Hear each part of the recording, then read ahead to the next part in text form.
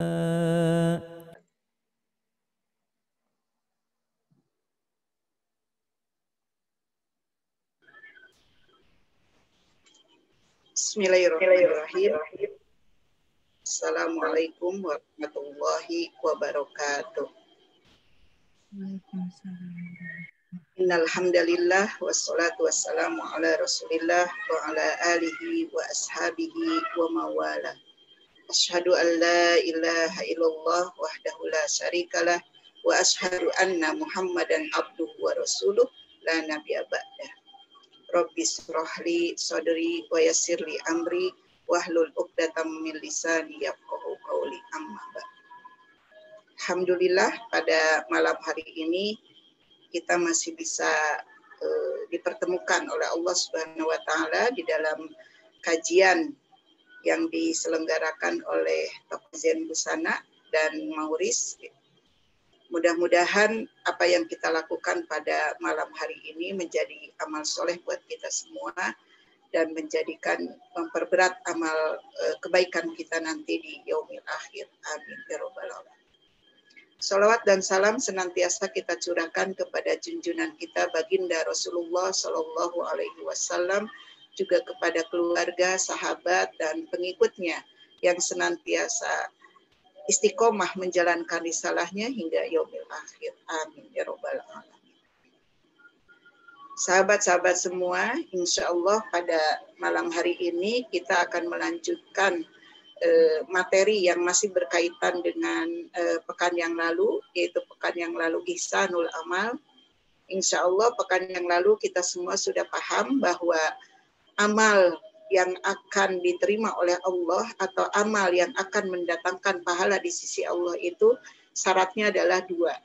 Yang pertama adalah ikhlas karena Allah, semata-mata karena Allah.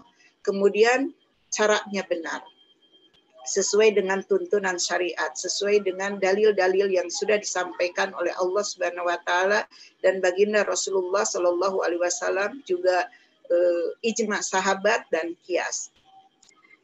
Maka pada malam hari ini bagaimana gitu ya aplikasinya gitu.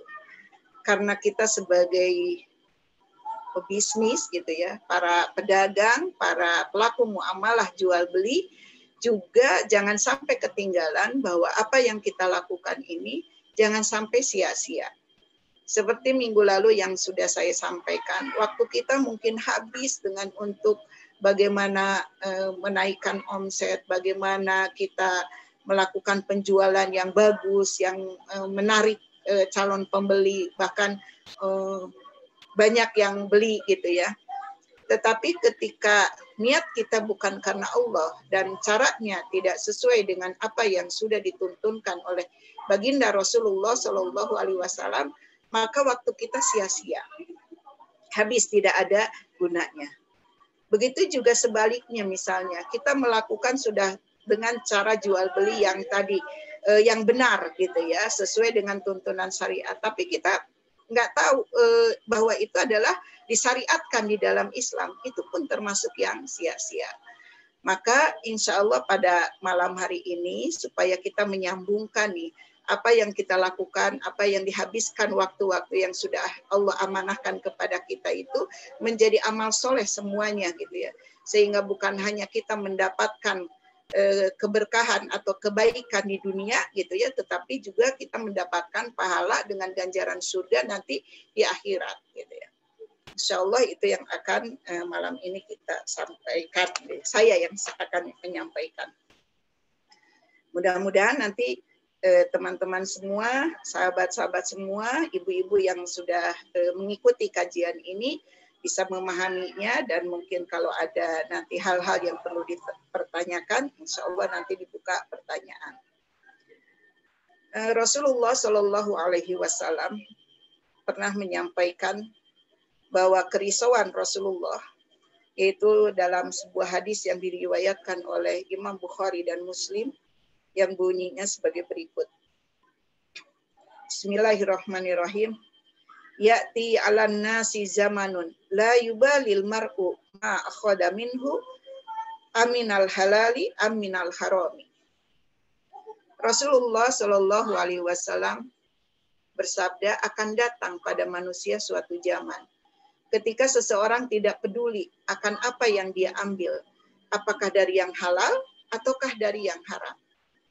Kalau kita melihat fakta atau fenomena saat ini, banyak sekali di antara manusia gitu, dan terkhusus kaum muslimin juga, yang ketika melakukan sebuah aktivitas atau bahkan kalau kita pebisnis muamalah gitu ya, melakukan tijaroh, perdagangan gitu, ternyata bagaimana cara mendapatkan hartanya itu tidak lagi diperhatikan apakah ini halal, apakah ini disukai oleh Allah, apakah ini diperbolehkan oleh Allah, atau sebaliknya, bahwa harta yang didapatkan, apa yang kita upayakan, cara yang kita lakukan itu diharamkan oleh Allah.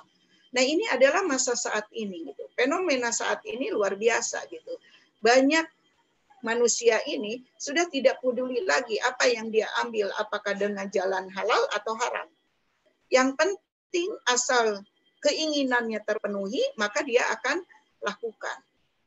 Kalau kita lihat fenomena saat ini misalnya ya, banyak koruptor gitu ya, melakukan korupsi. Kemudian pencurian di mana-mana, perampokan di mana-mana, yang melakukan jual beli juga dengan misalnya dengan cara yang tidak halal gitu ya. Di situ ada penipuan. Begitu juga bisa jadi tidak memperhatikan apakah itu akadnya halal atau haram. Pokoknya yang penting mendapatkan, kalau buat pedagang omset yang banyak tidak dilihat lagi apakah itu halal atau haram. Nah, inilah fenomena yang 14 abad yang lalu Rasulullah Shallallahu Alaihi Wasallam sudah menyampaikan gitu ya, akan datang pada manusia suatu zaman yang seperti saat ini terjadi. Jadi sudah tidak mempedulikan lagi halal dan haram. Maka bagi kita seorang muslim, kita tidak mau menjadi bagian manusia yang sebagaimana yang Rasulullah lakukan. Khususnya mungkin yang saat ini hadir di forum ini, baik di forum Zoomia, ya, kajian di Zoomia, maupun yang mungkin melihat di live di YouTube, ya, YouTube Mauris gitu. Mudah-mudahan menjadi tersadarkan gitu ya, bahwa kita sebagai seorang muslim itu tidak ada satu perbuatan pun yang tidak akan dihisab oleh Allah, yang tidak akan dimintai pertanggungjawaban, hatta dari aktivitas kita jual beli gitu. Maka sangat rugi sekali ketika kita tidak mengetahui mana yang halal, mana yang haram, cara yang halal atau cara yang haram, kemudian kita melakukannya. Pernah suatu saat pada masa Khalifah Umar bin Khattab mendatangi sebuah pasar, kemudian beliau berbicara di hadapan para pedagang. Kemudian Umar bin Khattab berkata bahwa, wahai para pedagang, siapa di sini yang belum mempelajari gitu ya, bagaimana muamalah yang dibenarkan gitu ya, sesuai dengan syariat.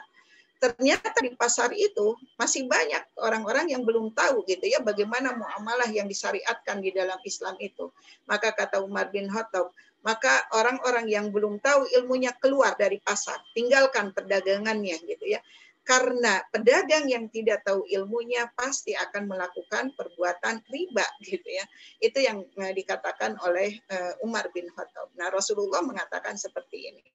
Maka tentu saja kita sebagai pebisnis, sebagai pedagang, sebagai pelaku muamalah jual beli gitu, harus mengetahui bagaimana sih bisnis yang sesuai dengan syariat itu. Di dalam Al-Quran maupun di dalam hadis sudah ada pondasinya gitu ya. Bagaimana kalau berkata pondasi berarti landasannya, bagaimana kita melakukan bisnis, melakukan muamalah, melakukan perdagangan gitu yang sesuai dengan syariah. Di dalam yang pertama gitu, yaitu di dalam surat An-Nisa ayat 29. Allah Subhanahu wa taala berfirman, A'udzubillahi minasyaitonirrajim. Ya ayyuhalladzina amanu la ta'kulu amwalakum bainakum bil batil illa an takuna tijaratan an taradim minkum wala taqtulu anfusakum innallaha kana bikum rahima. Yang artinya, wahai orang-orang yang beriman, nah ini seruan kepada orang-orang yang beriman. Maka kalau kita mengaku merasa menjadi orang-orang yang beriman, seharusnya terpanggil dengan ayat ini. Misalnya para pedagang, para pebisnis ini kalau ngerasa bahwa sebagai orang yang beriman seharusnya terpanggil gitu ya, merasa terpanggil dengan surat An-Nisa ayat 29 ini. Allah mengatakan la ta'kulu amwalakum, janganlah kalian saling memakan harta bainakum sesamamu, yaitu sesama kalian, bil batili, dengan cara yang batil. Jadi ini pondasinya. Kalau dikatakan bagaimana sih bisnis yang syariah itu atau jadi bisnis yang syariah itu adalah yang harus dipahami bisnis yang sesuai dengan tuntunan syariat Islam, sesuai dengan apa yang dilakukan oleh Rasulullah, sesuai dengan dalil-dalil yang disampaikan di dalam Al-Quran maupun As-Sunnah gitu ya. Itu yang disebut bisnis syariah gitu ya. Maka di sini landasannya atau pondasinya adalah Allah Ta'ala mengatakan la ta'kulu amwalakum bainakum bil batil. Janganlah kalian memakan harta kalian di antara kalian dengan cara batil. Karena pada hakikatnya sahabat-sahabat semua bahwa ketika kita melakukan perdagangan atau muamalah jual beli itu adalah hakikatnya mau mengambil barang punya orang lain.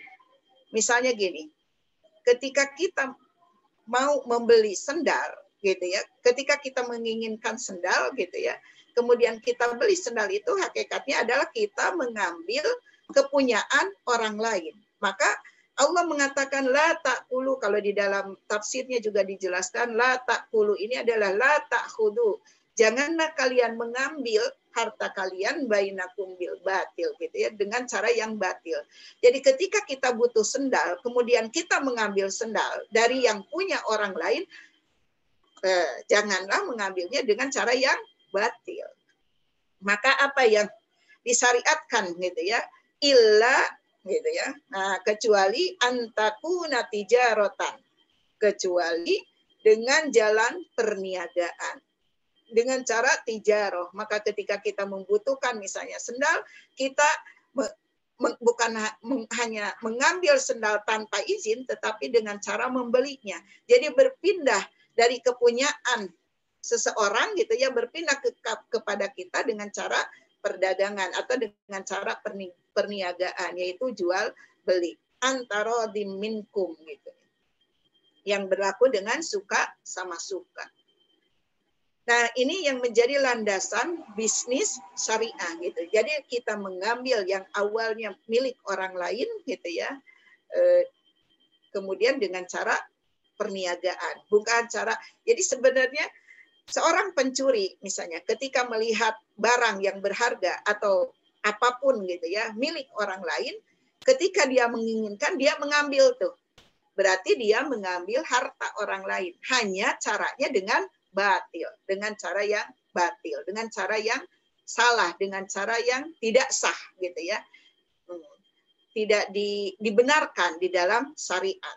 Maka syariat mengatur nih, ketika kita menginginkan itu yaitu dengan perniagaan. Maka sering bahasa populernya bahwa pedagang itu adalah memberikan pertolongan dengan mendapatkan imbalan gitu ya, yaitu orang butuh, misalnya orang butuh gamis, datang ke toko Zen, kemudian toko Zen menjualnya gitu ya, sehingga yang membutuhkan baju itu merasa terpuaskan gitu ya, karena keinginannya terpenuhi dan toko Zen mendapatkan imbalannya yaitu seharga baju itu. Nah, itulah dengan cara tijaroh gitu ya, dengan cara perniagaan. Tentu saja juga dengan antara dimingkum. Nah, ini disebut dengan suka sama suka itu adalah pembeli rela gitu ya, dengan tadi membayar seharga yang ditentukan oleh si penjual gitu ya, penjual juga ridho dengan memberikan harga diberikan pembeli gitu ya, kemudian masing-masing menerima atas akad jual belinya, maka itu yang disebutkan, itulah yang menjadikan fondasi bisnis syariah gitu.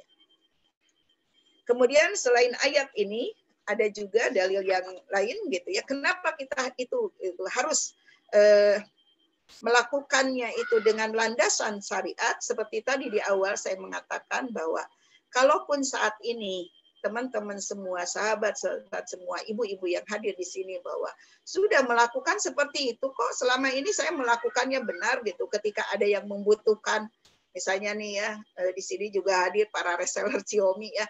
Pada saat orang lapar gitu ya, membutuhkan Xiaomi, ada pedagang Xiaomi kemudian menjual Xiaomi-nya dengan seharga yang sudah ditetapkan gitu ya. Kemudian dengan harga itu sama-sama ridho gitu ya. Itu juga sudah terjadi kok gitu. Hanya bisa jadi nih ada kendala di situ ketika kita tidak tahu ternyata cara seperti itu ditentukan di dalam Islam. Makanya seorang muslim itu harus tahu ilmunya. Sebagaimana sering mungkin pada umumnya gitu ya di dalam kaidah usul bahwa kita itu bahwa harus berilmu dulu sebelum beramal. Kenapa? Karena ketika kita berilmu dalam melakukan sebuah aktivitas, maka dia akan mendapatkan pahala. Atau seperti kemarin dibahas, berarti dia menjalankan ibadah tuh. Karena tahu ilmunya. Tapi ketika kita tahu sebenarnya benar tuh caranya seperti itu, tapi kita nggak tahu ilmunya, apakah ini, nggak tahu ini apakah, pokoknya saya menjalankan sebagaimana pada umumnya orang melakukan. Tapi tidak dengan ilmunya, maka sia-sia tuh, mohon maaf gitu ya. Jadi penting sekali gitu ya, ilmu qoblal amal gitu ya, ilmu dulu sebelum beramal, itu menjadi fondasi. Kenapa kita harus senantiasa terikat kepada syariat tadi? Ketika kita berbisnis itu harus sesuai syariat, sesuai dengan tuntunan Allah. Karena apa? Karena kita akan dimintai pertanggungjawaban. Jadi kita bukan hanya seperti di dalam hadis ini, nanti usia kita itu akan dimintai pertanggungjawaban. Maka semua kita dikasih modal yang sama oleh Allah Subhanahu wa taala. Kalau seringkali kita seperti kemarin juga ada pertanyaan kan, saya itu nggak punya modal. Saya mau usaha tapi nggak punya modal. Bahkan modal saya modal dengkul, modal nol. Kita harus ingat bahwa Allah sudah memberikan modal yang luar biasa. Selain fisik kita yang kata Allah disebutkan bahwa Allah itu memberikan kesempurnaan kepada manusia gitu ya, dengan akalnya, diberikan akalnya, juga Allah membekali kepada setiap manusia sama, yaitu apa? Kesempatan usia. Usia kita sama, dalam sehari semalamnya nggak ada yang berbeda. Saya 24 jam dalam sehari semalam. Sahabat-sahabat semua juga begitu. Nggak ada yang beda gitu.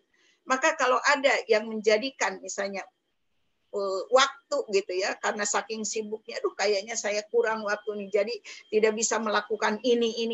Berarti masalahnya bukan di waktu. Karena semua orang, semua manusia, baik dia seorang muslim ataupun seorang kafir, Allah berikan waktu yang sama dalam sehari semalamnya adalah 24 jam. Dan itu semua Allah akan memintai pertanggungjawabannya. Sebagaimana hadis yang diriwayatkan oleh Ahmad dan At-Tabrani.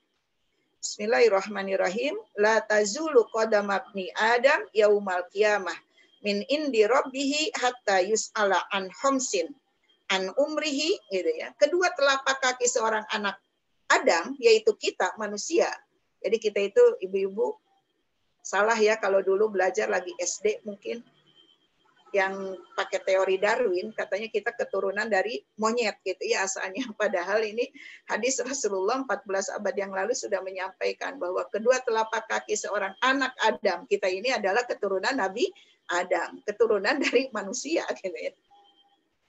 Jadi kedua telapak kaki seorang anak Adam di hari kiamat masih belum beranjak di sisi Tuhannya sebelum ditanya an khamsin, tentang 5 perkara. Yaitu yang pertama an umrihi, yaitu tentang umurnya. Jadi umur kita akan dimintai pertanggungjawaban. Digunakan untuk apa umur kita selama Allah berikan itu ya kesempatan hidup di dunia gitu. Kemudian yang kedua adalah tadi an umrihi fi ma'afnahu gitu ya. Apa yang telah dilakukannya, fi ma'afnahu wa an sababihi, kemudian juga tentang masa mudanya. Nah ini wa an sababihi, jadi masa muda kita akan ditanyakan. Jadi kalau ada ungkapan masa muda adalah masa apa? Masa apa kalau masa muda itu katanya? masa yang bergelora atau masanya senang-senang lah waktu yang nikmatin hidup. Masanya senang-senang ya. Pokoknya hidup hanya sekali katanya. Masa muda hanya sekali. Maka hidup digunakan untuk poya-poya. Masa tua apa katanya ya? Masa tua, masa bertobat gitu ya. Kemudian matinya masuk surga gitu. Kalau bahasa Lutfi suka bilang gini, woi gitu ya, bro gitu ya. Masa muda ini juga bakal dimintai pertanggungjawaban. Mending kalau sampai ke waktu tua gitu. Kalau ternyata masih muda sudah dicabut nyawa kita oleh Allah, nah masa muda ini pun akan dimintai pertanggungjawaban gitu ya. Karena tadi ditanyakan wa an sababihi fi ma ablahu gitu ya. Apa yang dilakukannya gitu ya. Kemudian selanjutnya yang akan dipertanyakan wa an malihi min aina iktasabahu wa fima anfaqahu gitu ya. Dari mana harta gitu ya. Dari mana dia memperolehnya? Iktasabahu. Dari mana dia memperolehnya? Dengan cara apa gitu ya dia memperolehnya? Apakah dengan cara yang disukai oleh Allah? Apakah dengan cara yang dibenarkan oleh Allah? Atau sebaliknya, dia memperoleh hartanya itu dengan cara-cara yang tidak disukai, yang tidak diridhoi oleh Allah. Wa fima anfaqahu gitu ya. Dan untuk apa dibelanjakannya? Jadi selain gimana cara memperolehnya, juga bagaimana anfaqahu, membelanjakannya, mengeluarkannya itu harta. Jadi rugi banget saat ini banyak mungkin suka terkagum-kagum, apalagi yang masih muda kayak Lutfi gini ya. Kalau melihat para pebisnis yang udah sukses gitu ya, ngelihat, weh gitu ya, rumahnya keren banget, weh kendaraannya keren banget gitu ya, weh motornya gendut banget kan, mata sekarang gendut-gendut ya. Gitu. Kalau dulu kalau masa saya gitu ya, yang disebut motor bebek itu benar-benar ceking kayak bebek gitu ya. Kalau sekarang ternyata di jalanan motor aja gendut-gendut gitu ya, seperti yang lagi bicara gitu ya. Gitu ya. Jadi nah, itu mungkin membuat silau gitu ya.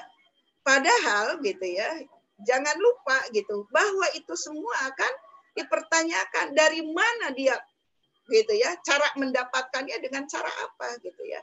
Kemudian bagaimana menafkahkannya, membelanjakannya, caranya apakah dengan cara tadi sesuai dengan syariat atau sebaliknya. Kemudian ketika dibelanjakannya juga apakah hanya sekedar untuk memenuhi keinginannya aja gitu ya. Ibu-ibu kalau belajar sistem ekonomi Islam gitu, kita itu harus bisa membedakan mana yang disebutkan kebutuhan dan mana yang disebutkan keinginan. Ketika kita berbicara kebutuhan, manusia itu sama, kebutuhan kita itu terbatas. Sebagaimana perut kita juga sama, nggak ada walaupun misalnya yang besar badannya, perutnya nggak ada yang sebesar drum, tetap aja cuma segitu. Isinya paling ya satu piring gitu ketika makan itu. Paling piringnya mungkin yang membedakannya mungkin porsinya porsi Portugal. Tahu nggak Bu porsi Portugal apa? Apa? Itu kan gali. Porsi tukang gali. Oh, mutung gitu ya. Kayak kalau makan ciominya udah pakai mie terus dicampur pakai nasi, ya kan? Wah, itu udah digalok, itu udah mutung banget gitu ya. Jadi itunya porsinya Portugal. Tapi itu terbatas tetap gitu. Setelah kenyang berhenti. Tapi berbeda ketika berbicara keinginan. Makanya kenapa muncul misalnya udah kaya tapi juga tetap menjadi koruptor gitu ya. Pedagang juga itu udah sukses banget tetapi tetap aja ini. Karena ketika berbicara keinginan nggak akan pernah berhenti. Seperti misalnya kalau berbicara kebutuhan akan pakaian kita, cukup 1, 2, 3 gitu ya. Sebagaimana kalau Rasulullah itu hanya pakaiannya 3 gitu ya. Nah tapi zaman sekarang gitu, nggak bisa tuh 3. Yang ada bukan 3 pakaian, tapi 3 lemari. Ya kan?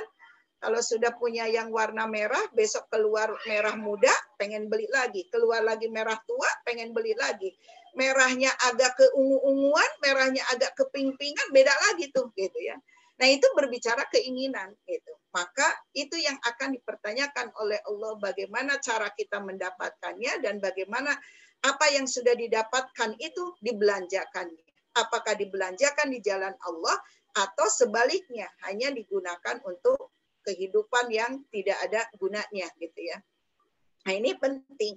Makanya kenapa yang menjadi memotivasi misalnya para tujar, para pelaku perniagaan gitu ya, para pebisnis gitu, sungguh-sungguh dalam misalnya mengejar omset dan lain sebagainya.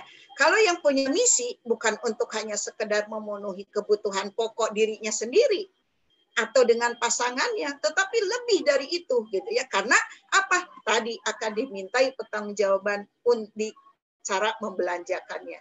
Jadi yang harus dipikirkan itu adalah untuk umat, untuk masa depan peradaban Islam, untuk dakwah dan lain sebagainya gitu ya.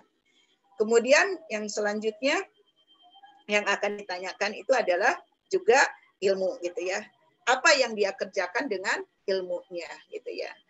Jadi itulah yang beberapa gitu ya yang akan dipertanggungjawabkan kita nanti kemudian ketika bertemu dengan Allah Subhanahu wa taala.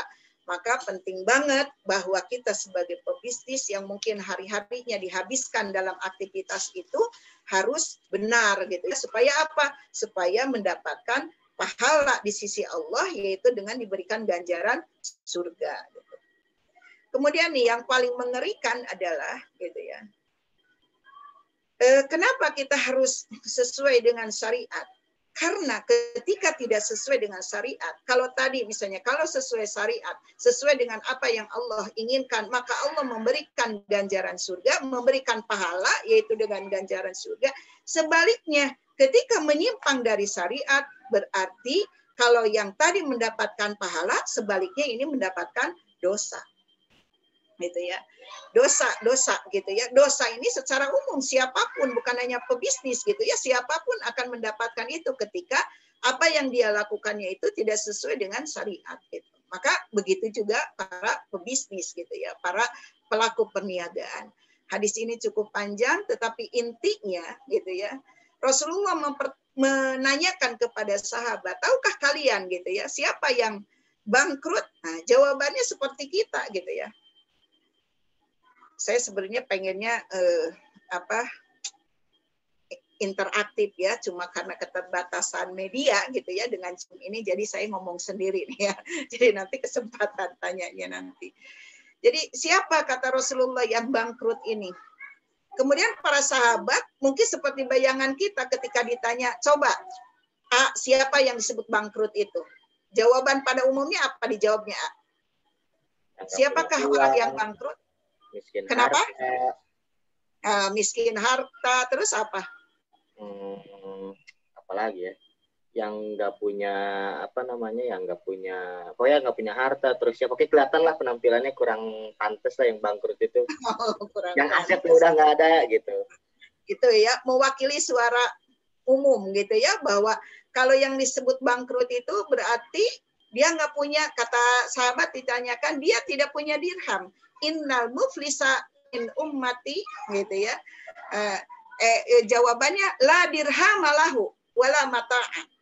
Gitu ya. Kata sahabat ditanya ketika kata Rasulullah bahwa siapa orang yang muflis? Muflis ya.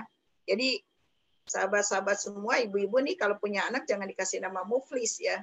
Jangan gara-gara ada di dalam hadis gitu ya. Ada di dalam Quran kasih nama aja muflis gitu ya. Kayak si cuplis. Nah, cuplis itu maka digambarkannya itu tukang minta cepet tuh ya si cuplis. Karena dia orang bangkrut digambarkannya. Nah, orang bangkrut, jawaban sahabat juga mengatakan siapa orang bangkrut itu? Yaitu man la dirhamalahu wala mata'a, yaitu orang yang tidak punya satu dirham pun gitu ya, dan tidak punya harta gitu ya. Nah, ternyata apa yang dikatakan oleh Rasulullah? Rasulullah Shallallahu Alaihi Wasallam bersabda, orang yang bangkrut dari umatku adalah yang datang pada hari kiamat nanti dengan membawa amal sholat, puasa, dan zakat, namun ia telah mencerca seseorang, yaitu menghina orang. Jadi itu tuh orang bangkrut gitu ya, yang menghina orang.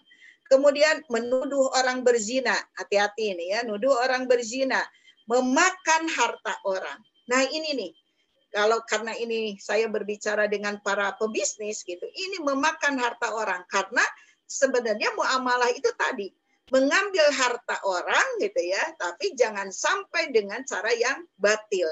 Ketika kita melakukan cara yang batil gitu, maka nanti di hari akhir itu orang yang melakukan transaksi dengan kita akan minta pertanggungjawabannya gitu ya. Kemudian apa? Ketika misalnya amal kita tidak cukup gitu ya. Padahal tadi udah bawa amal pahala sholat, pahala zakat gitu, pahala puasa, ternyata kemudian pahala-pahala itu semua diambil tuh oleh orang yang melakukan transaksi dengan kita gitu, karena diambil hartanya dengan cara yang batil. Ternyata amal itu pun tidak cukup.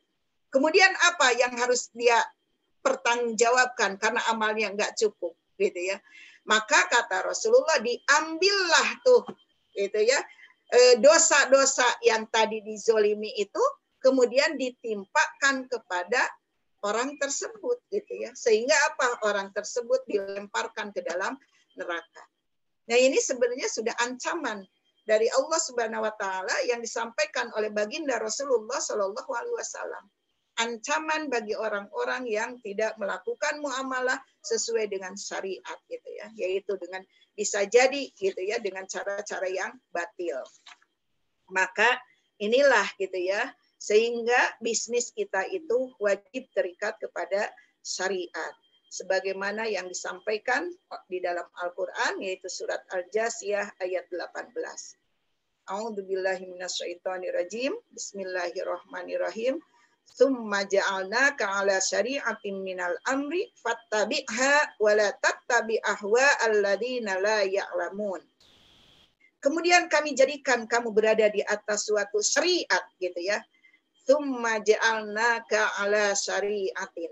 Nah, kemudian kami jadikan kamu berada di atas suatu syariat atau peraturan gitu ya, minal amri, dari urusan agama itu, yaitu kita sebagai seorang muslim sudah diatur gitu ya. Maka apa yang diperintahkan kepada kita oleh Allah Subhanahu wa taala, kita diperintahkan untuk apa? Fattabi'ha, maka ikutilah syariat itu. Kita jangan cari-cari aturan yang lain. Seperti saat ini sistem kapitalis gitu ya, sistem liberalis, kemudian ekonomi ribawi gitu ya. Jangan pernah kita mengikuti fattabi'ha, tetapi apa yang harus kita ikuti?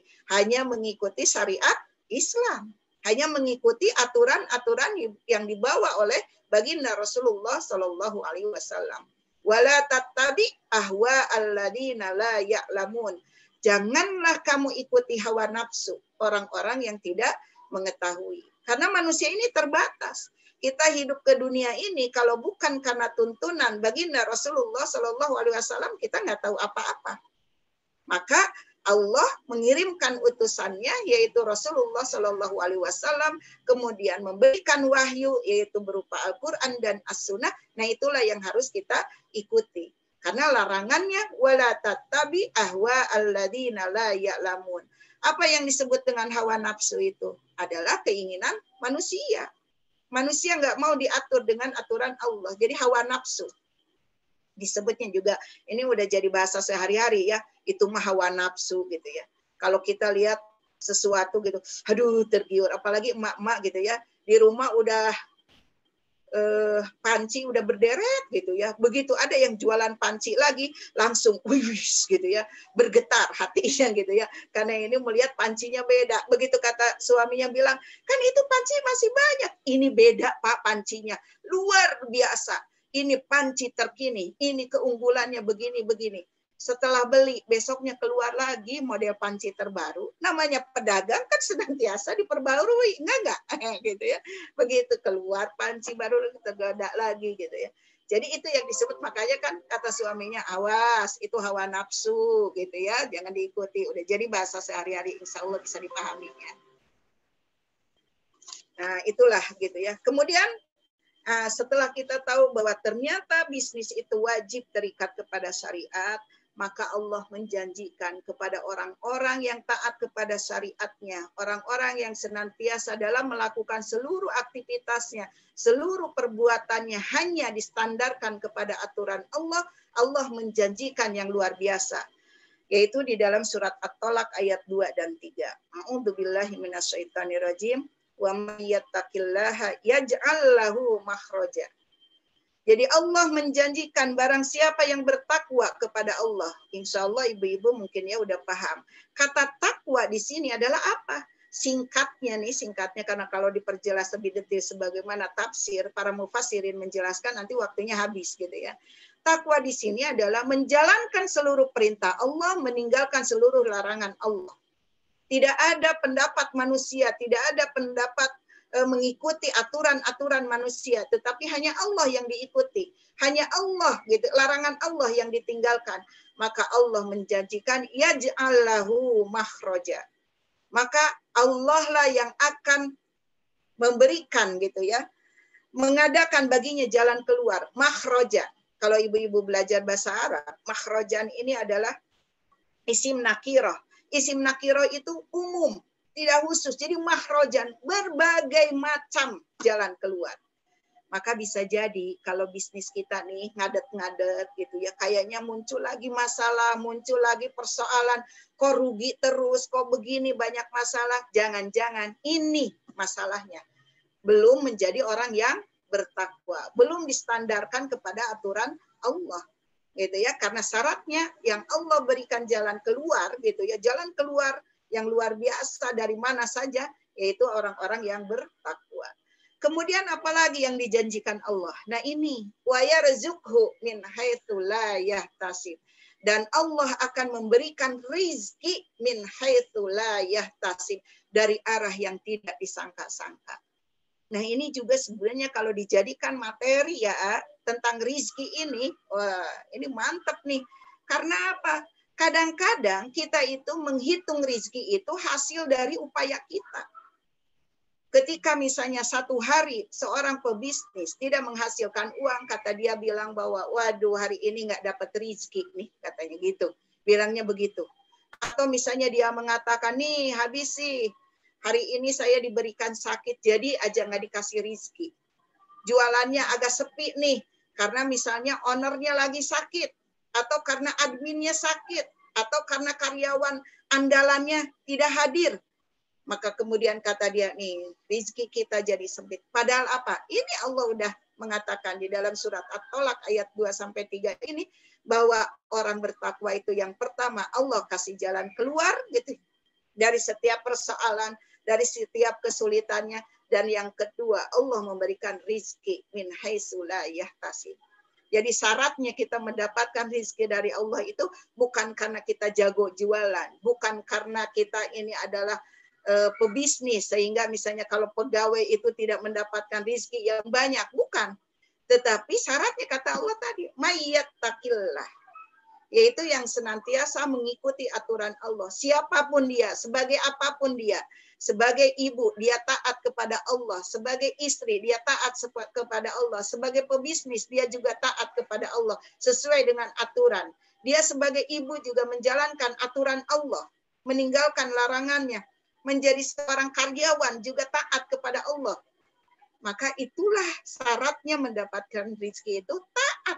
Takwa kepada Allah. Maka rugi banget pebisnis kalau tidak bertakwa. Gitu ya.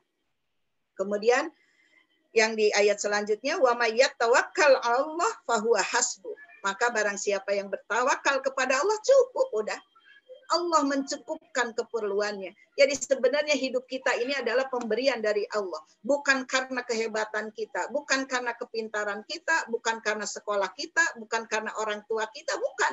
Tapi karena Allah. Maka ketika kita bertawakal kepada Allah, maka dicukupkan keperluannya oleh Allah. Innallaha balighu amrihi qad ja'alallahu likulli syai'in qadra. Gitu ya. Bahwa sesungguhnya Allah melaksanakan urusan yang dikehendaki, sesungguhnya Allah telah mengadakan ketentuan bagi tiap-tiap sesuatu. Jadi setiap kita itu sudah ada kadarnya, sudah ada ukurannya, sudah ada patokannya. Inilah yang dijanjikan oleh Allah. Maka rugi banget kita getol bisnis, kita getol untuk mencari uang gitu ya, tetapi nggak taat sama Allah, nggak takwa kepada Allah. Jadi jangan pernah hidup kita itu dipisahkan. Ketika berbisnis meninggalkan Allah, ketika kita di luar masjid, di luar majelis taklim, di luar apa, itu meninggalkan Allah. Padahal gitu ya, semua yang kita lakukan itu tidak akan pernah terpisahkan dari hisaban Allah gitu ya. Jadi seorang pebisnis menghabiskan waktunya itu hanya semata-mata untuk taat kepada Allah. Gimana caranya? Ya tadi, bisnisnya harus sesuai dengan syariat Allah. Sampai jam berapa nih, Mama bicaranya?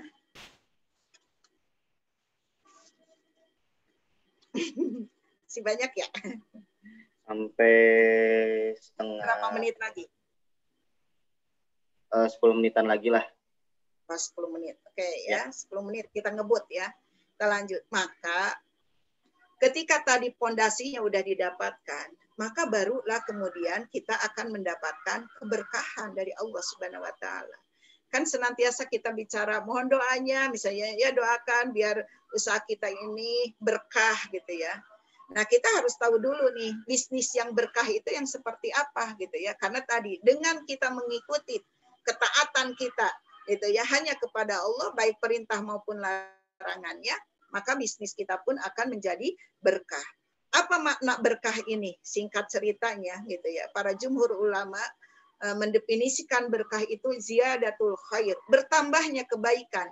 Jadi dengan bisnis itu harus bisa dilihat nih, dengan bisnis ini, apakah dia menjadi lebih baik, apakah dia menjadi lebih soleh, apakah dia menjadi lebih dekat kepada Allah, berarti bisnisnya berkah. Tetapi kalau dengan bisnis itu dia tambah jauh dengan Allah, tambah dia maksiat kepada Allah, gitu ya, tambah nggak ada kejelasan hidupnya, gitu ya, berarti itu bisa diindikasikan berarti dia hidupnya tidak berkah, bisnisnya tidak berkah. Jadi yang disebut berkah itu bukan berarti begini Bu gitu ya. Kadang-kadang nih ketika kita jualan hari ini misalnya ternyata mendapatkan omset lebih dari yang lain. Alhamdulillah berkah ya hari ini gitu ya. Omsetnya jadi bertambah. Nah, jadi salah nih pemahaman seperti itu. Jadi berkah itu ziyadatul khair. Jadi setiap saat itu gitu ya. Pebisnis yang senantiasa taat kepada Allah itu terus memperbaiki diri kedekatannya kepada Allah.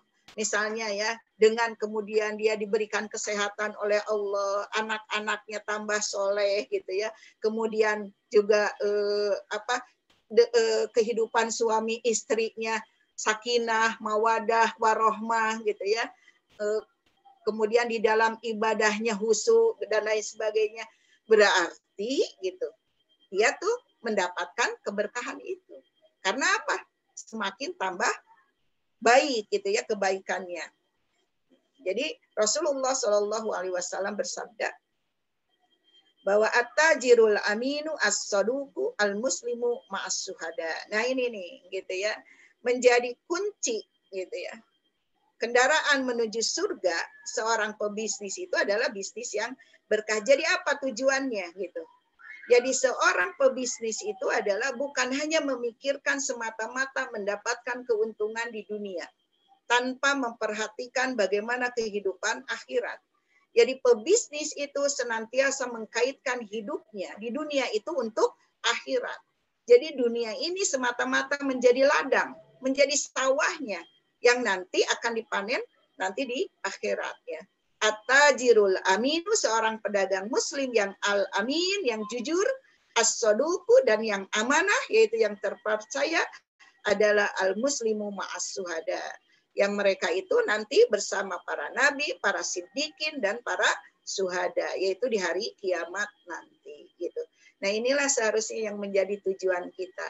Siapapun kita gitu ya, walau bukan hanya pebisnis, tetapi karena di sini kumpul para pebisnis, tujuan akhir kita itu adalah bukan hanya semata-mata kebahagiaan di dunia, mendapatkan apa yang kita inginkan, tetapi adalah kebahagiaan nanti di akhirat. Jadi makanya doanya fid dunya hasanah wa fil akhirati hasanah. Kebaikannya apa di dunia? Ya, hidupnya tadi penuh dengan keberkahan, di akhirat dia mendapatkan pahala dan diberikan ganjaran surga. Itu yang disebut bisnis berkah. Kemudian di sini tadi sebenarnya udah dijelaskan di slide selanjutnya.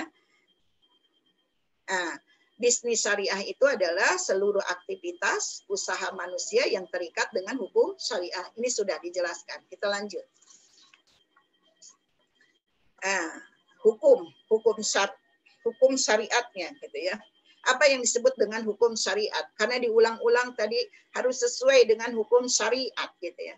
Kita harus tahu nih definisi hukum syariat itu adalah huwa hitabullahi al-muta'allaqu bi af'alil mukallifina bil iktidai awit tahyiri awil wad'i. Hukum syariat itu adalah seruan dari Asari itu siapa? Sang pembuat hukum. Siapa sang pembuat hukum? Yaitu Allah Subhanahu wa ta'ala. Jadi sang pembuat hukum itu jangan pernah diserahkan kepada manusia karena tidak akan pernah benar gitu ya. Karena Allah lah yang mengatakan bahwa innil hukmu lillah, bahwa sesungguhnya hukum itu adalah hanya hak Allah. Maka Asari ini adalah Allah sang pembuat hukum. Jadi hukum syariat itu adalah seruan dari Allah Subhanahu wa taala, yaitu yang berkaitan dengan al-muta'allaqu bi af'alin, yaitu yang berkaitan dengan perbuatan-perbuatan hamba gitu ya. Kemudian juga bi af'alil mukallifin tadi ya, perbuatan hamba bil iktidai gitu ya, baik itu sebuah tuntutan, yaitu apakah itu wajib, tuntutan untuk dilakukan gitu ya, atau tuntutan untuk ditinggalkan.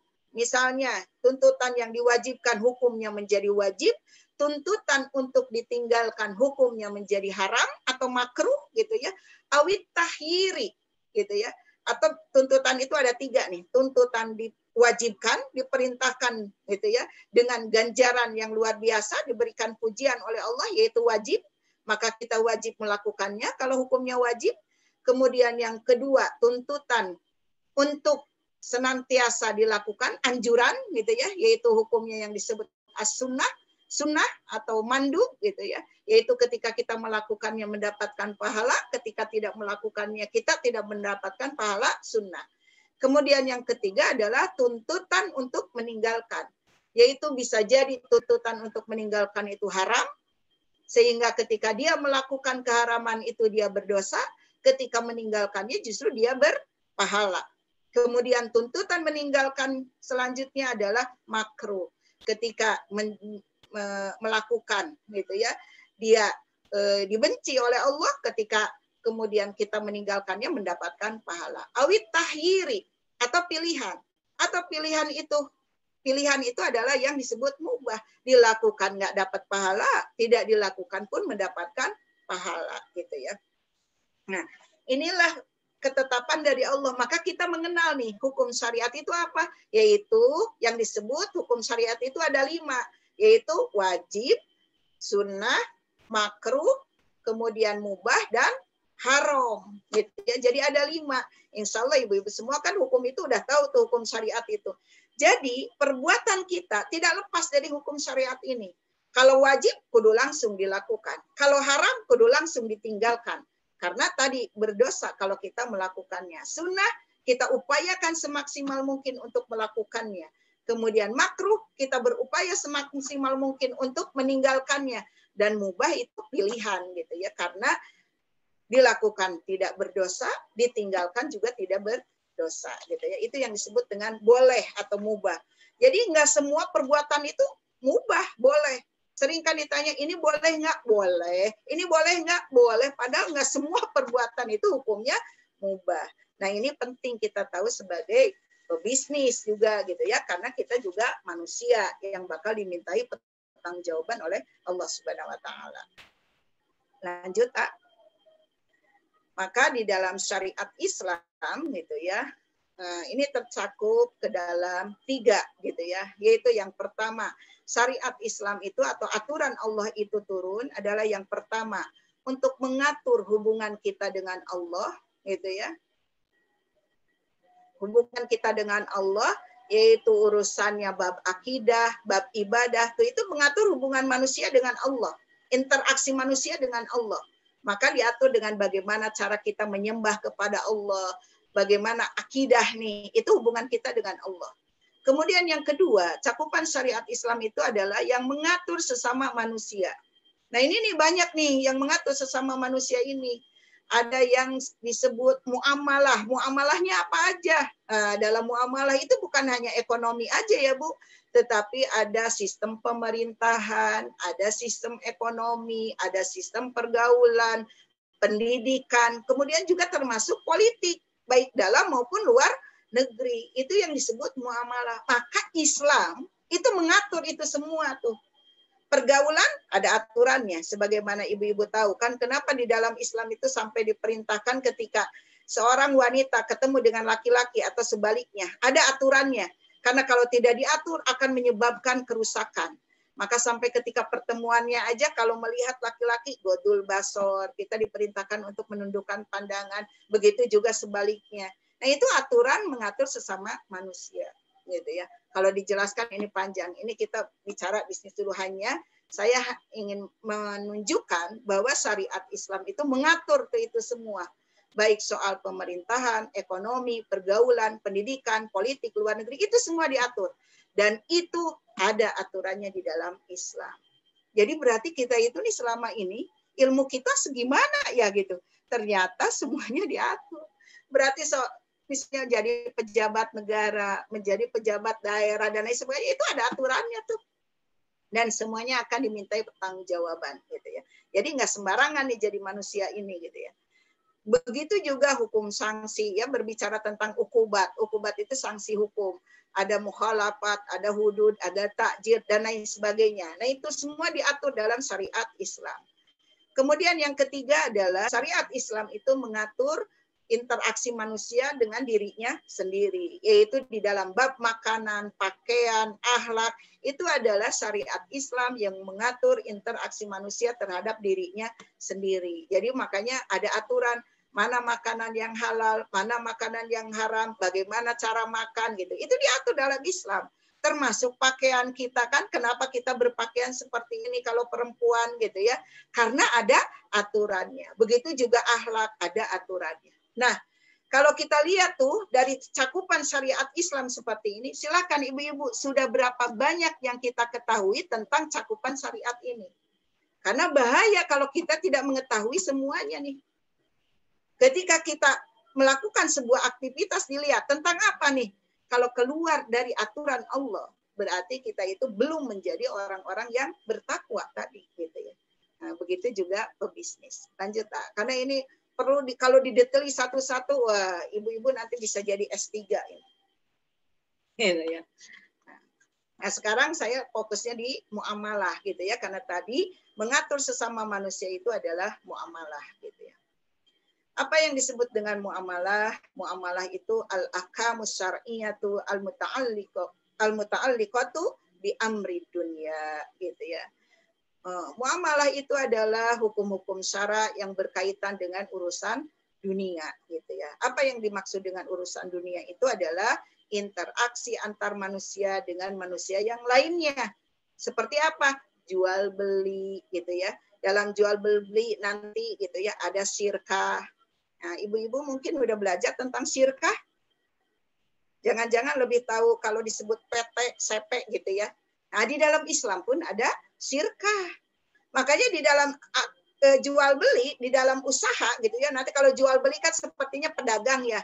Pedagang itu mungkin nggak memerlukan orang lain, sendiri juga bisa nih punya barang jual, besok pulakan lagi jual gitu. Itu nggak perlu orang lain. Tapi kalau udah berbicara bisnis, bisa jadi membutuhkan orang lain. Nah, caranya dengan cara apa? Syirkah. Nah, ada solusinya di dalam Islam. Itu dengan syirkah. Atau dengan cara apa? Ijaroh. Nah, itu kan ijaroh itu apa? Upah, pengupahannya seperti kita menjadi pegawai gitu ya. Kemudian utang piutang. Nah, itu bab muamalah tuh dan lain sebagainya. Nah, itu semua gitu ya. Itu adalah hukum yang diatur di dalam Islam. Jadi aturan-aturan tentang mengurus urusan manusia nih, tentang muamalah ini diatur semuanya oleh Allah Subhanahu wa taala. Jadi penting kita tahu itu satu-satu gitu ya. Jual beli, bagaimana syirkah yang benar, ijarah, utang. Kenapa ijarah juga kita harus tahu? Pebisnis itu pasti punya pegawai. Bagaimana tuh kontrak dengan pegawai? Bagaimana cara menggaji pegawai? Bagaimana cara akad dengan pegawai? Nah, ini diatur di dalam Islam. Kalau kita nggak tahu, walaupun kita banyak pegawainya, sia-sia. Padahal udah mengeluarkan uang banyak, ngedidik pegawai, tapi nggak tahu ilmunya, sia-sia. Nggak jadi pahala, gitu ya. Begitu juga utang piutang itu diatur di dalam Islam, gitu ya. Lanjut, A. Waktunya udah habis ya. Sedikit lagi materinya, masih sanggup nggak? Nanti sampai di sini dulu, mungkin nanti kalau waktunya, nanti jadi sedikit tanya jawabnya kalau enggak. Bagaimana? Tanggung nggak? Mungkin sementara sampai di sini dulu. Nah, jadi nanti ada part 2-nya terkait detail muamalahnya. Oke. Mungkin itu dulu ya, sahabat-sahabat semua, ibu-ibu semua yang dirahmati oleh Allah. Mudah-mudahan ini jadi pemicu kita untuk berdiskusi gitu ya. Ini sebenarnya baru separuh dari materi yang tadinya sudah dipersiapkan gitu ya. Ternyata nanti terlalu malam kalau ini diteruskan. Silakan. Oke, baik. Alhamdulillah untuk materi malam ini sementara sampai segini dulu. Bukan berarti kita nggak sayang, nggak langsung semua dibuka. Justru ini sebagai pemantik buat teman-teman yang punya pertanyaan nih. Jadi sekarang dipersilahkan buat teman-teman yang mau bertanya, mangga, mau lewat chat, mau langsung bertanya, dinyalain aja dinyalain aja voice-nya, dinyalain suaranya, mic-nya. Mangga, buat yang mau tanya, yang punya pertanyaan silakan. Kalau nggak ada pertanyaan, baru kita lanjutkan ya.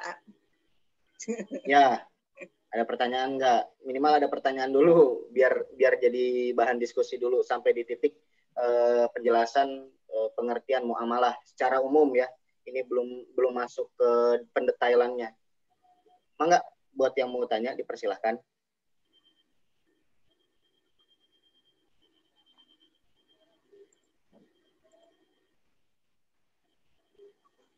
Ini kan sudah ibu-ibu semua ya. Biasanya urat malunya udah nggak ada.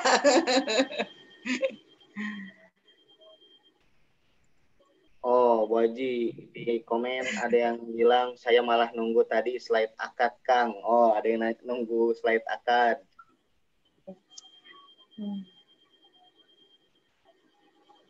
Nanti jadi panjang lagi kalau akad. Ya, makanya. Minimal sekarang ada dulu nggak yang mau ditanyain sampai sini? Atau udah ngerti semua? Kalau ngerti semua ya Alhamdulillah, Masya Allah gitu. Masya Allah, tabarakallah. Atau jangan-jangan tidak paham, belum paham dengan nggak ngerti yang Mama sampaikan. Ya, mangga. Kalau nggak ada, boleh Bu Haji kita lanjut aja dulu. Mungkin masih nyimak sampai materi ujungnya dulu. Oh, ya, oke. Kita lanjut lagi. Oke, lanjut ya. Tadi sampai di muamalah ya. Ya. Jadi muamalah itu tadi yang disebut dengan muamalah itu adalah al-ahkamu syar'iyyatu al-muta'allaqatu bi amri dunya. Oke. Hukum muamalah itu adalah hukum-hukum syara yang berkaitan dengan urusan dunia, yaitu tadi yang disebut urusan dunia itu interaksi antar manusia dengan manusia, seperti ini khususnya gitu ya, karena ini yang hadir adalah para pebisnis, jual beli, syirkah, ijaroh, utang piutang dan sebagainya. Nah, kemudian dalam slide selanjutnya pembagian muamalah itu, nah ini ya. Di sini mungkin pembagian muamalah itu berdasarkan ada atau tidak adanya akad. Jadi ketika muamalah itu ada yang disebut dengan akad. Jadi kalau berbicara muamalah itu tidak bisa dipisahkan dengan akad gitu ya. Nah, berdasarkan ada atau tidaknya akad, muamalah itu dapat dibagi menjadi dua. Yaitu pertama, muamalah dengan akad. Contohnya seperti apa? Jual beli. Jual beli itu wajib hukumnya kudu ada akad. Kemudian ijaroh. Ijaroh itu tadi pengupahan, ketenaga kerjaan gitu ya. Itu ijaroh. Syirkah. Syirkah itu bahasa sederhananya kerjasama gitu ya. Pebisnis itu kalau ingin besar tidak bisa sendirian tuh ya, jadi harus bekerja sama. Tapi kalau saat ini di dalam kehidupan saat ini itu sirkah di kalangan kaum muslimin juga mungkin sudah jauh pemahamannya sirkah itu. Maka ketika misalnya solusi untuk memperbesar bisnisnya, dicari solusinya itu adalah pinjaman gitu ya, utangan gitu ya. Kalau utang piutang yang biasa sih yang dihalalkan itu nggak masalah. Tetapi saat ini kan dimunculkanlah kemudian utang piutang dengan bank dengan alasan untuk memperbesar bisnisnya gitu ya. Padahal pebisnis muslim itu seharusnya ketika mau memperbesar itu syariat Islam memberikan peluang yaitu dengan sirkah tanpa harus mempunyai utang gitu ya. Tetapi saat ini kan ditawarkanlah gitu ya lembaga-lembaga keuangan untuk memberikan pinjaman kepada pebisnis gitu ya. Nah, disitulah tuh mulai itu kan seperti tadi apakah dia akan mengikuti hawa nafsu gitu ya atau dia akan senantiasa taat kepada Allah, tahu hukumnya gitu ya. Karena apa nih di sini banyak gitu ya terjadi kemudian miss gitu ya para pebisnis itu. Niatnya katanya supaya bisa haji, bisa umroh tiap tahun, bisa membantu orang tua, bisa apalagi gitu ya. Niatnya kalau kemarin dikaitkan dengan ihsanul amal gitu ya, ikhlas karena Allah gitu ya. Kemudian dia melakukannya tapi dengan cara misalnya tadi memperbesar bisnisnya itu dengan utang piutang dengan menggunakan riba. Karena ada kelebihan dari pembayaran utangan itu gitu ya. Nah di situ padahal niatnya karena Allah. Ketika caranya salah gitu ya, itu sia-sia, nggak dapat apa-apa.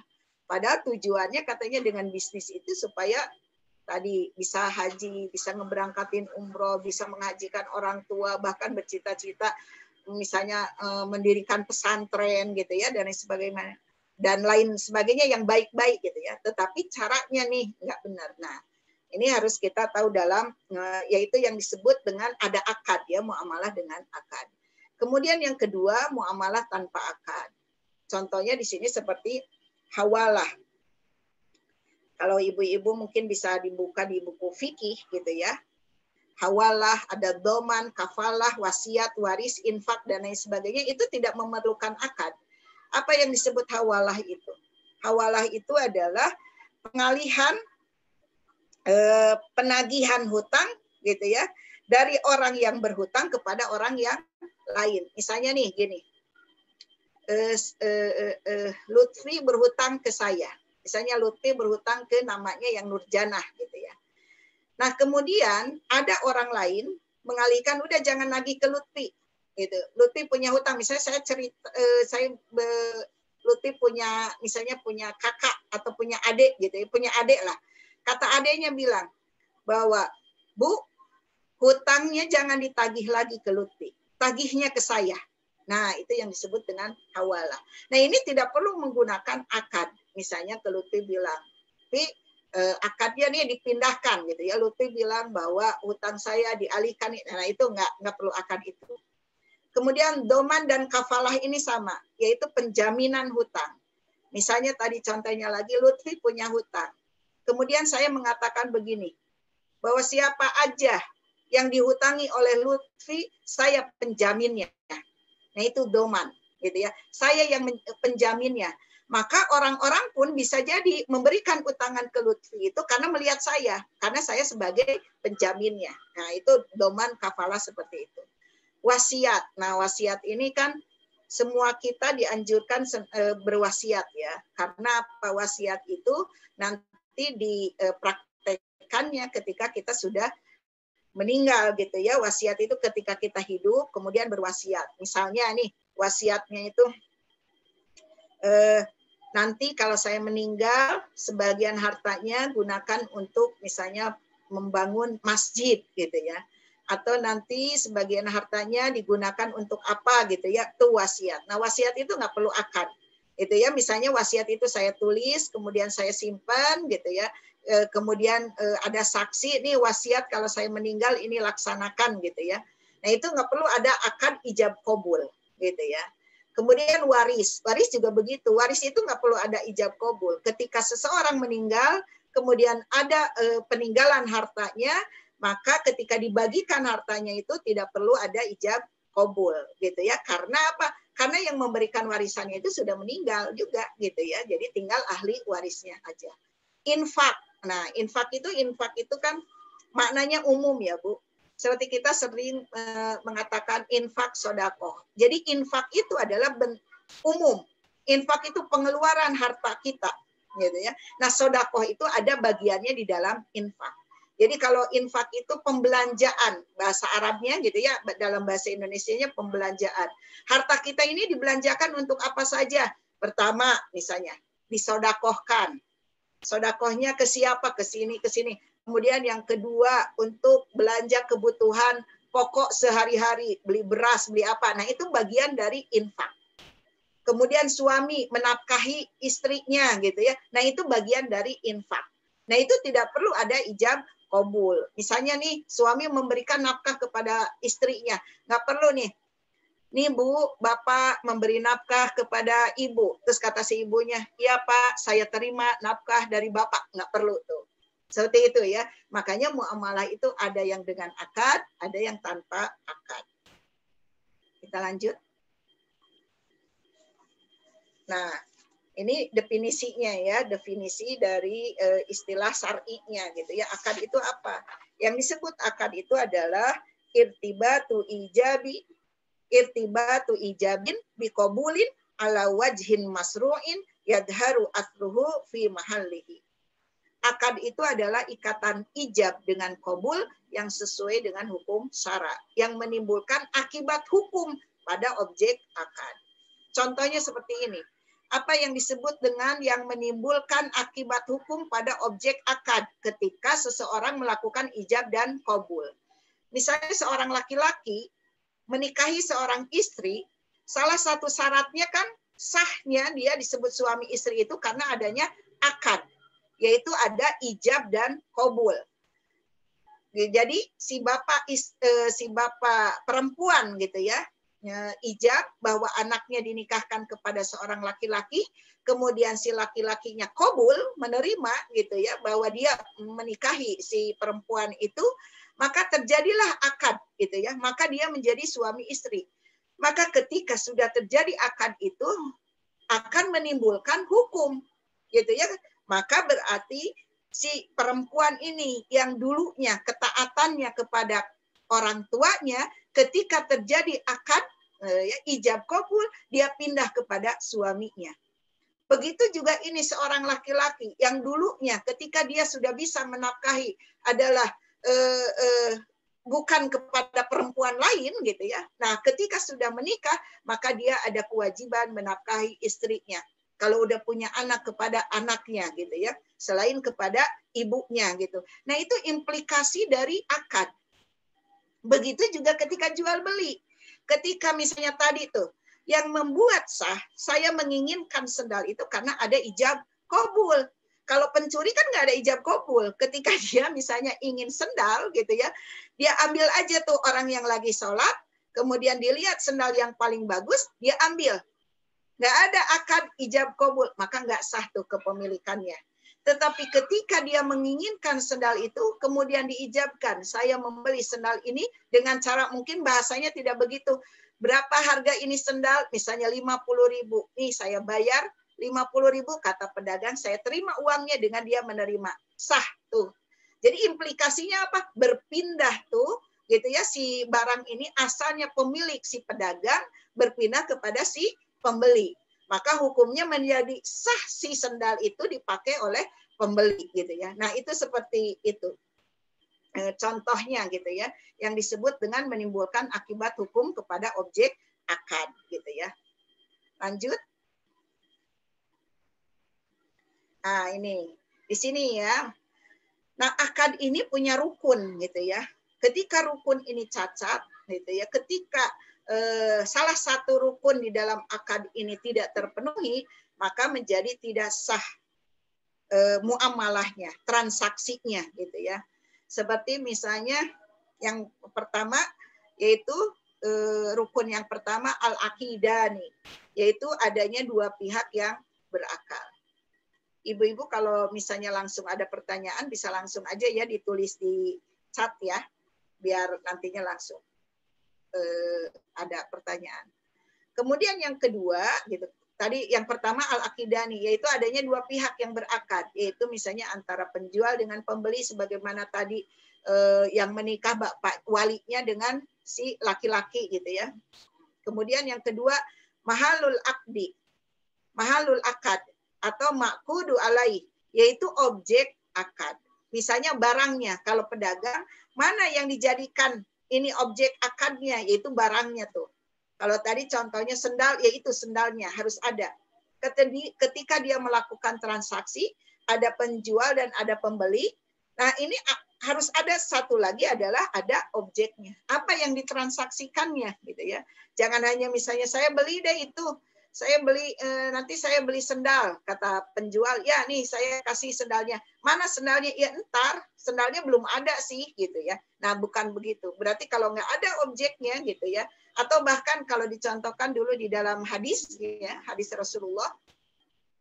Contohnya itu ketika seseorang mau membeli kambing gitu ya. Kambingnya itu di tengah gembalaan. Kambingnya itu ratusan di tengah gembalaan, bahkan bisa jadi ribuan. Kata dia, saya beli kambing, ya saya jual kambing. Kambingnya nggak ditentukan yang mana gitu. Kambing yang mana karena itu ada ribuan. Nah itu harus ada tuh mahalul akdi gitu ya. Yang diakadkannya itu harus ada.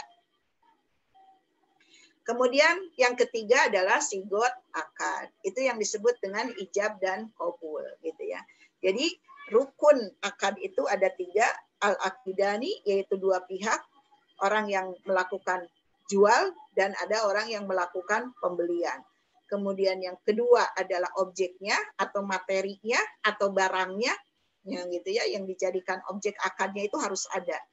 Seperti kalau ketika menikah kan ada rukunnya tuh ya yang harus dipenuhi, yaitu yang pertama adalah kedua mempelainya, jadi ada laki-lakinya, ada calon perempuan, calon istrinya gitu ya, kemudian wali, kemudian ada saksi gitu ya, kemudian ada mahar. Nah jadi nggak bisa tuh misalnya mengatakan Lutfi misalnya ketika pengen menikah, adalah gitu saya nikahkan kepada siapa, dikosongkan gitu ya, suka dijadikan guyonan ya, akan menikah pada tanggal titik-titik dengan siapa titik-titik juga suatu saat gitu ya. Nah itu belum ditentukan itunya siapa nih yang akan dijadikan. Nah itu tidak sah walaupun misalnya di situ ada walinya gitu ya, ada saksi, tapi nggak ada dua pihak yang melakukan berakad. Walinya berarti nggak ada nih kalau ini dalam pernikahan gitu ya. Nah, begitu juga dalam jual beli gitu ya. Ini harus ada dua-duanya. Jadi makanya jangan sampai nanti di dalam akad itu dilakukan misalnya yang satu yang berakad itu waras, sehat gitu ya. Kemudian yang melakukan pembelian misalnya orang gila. Atau yang melakukan membeli itu misalnya anak kecil yang dia belum mumayyiz.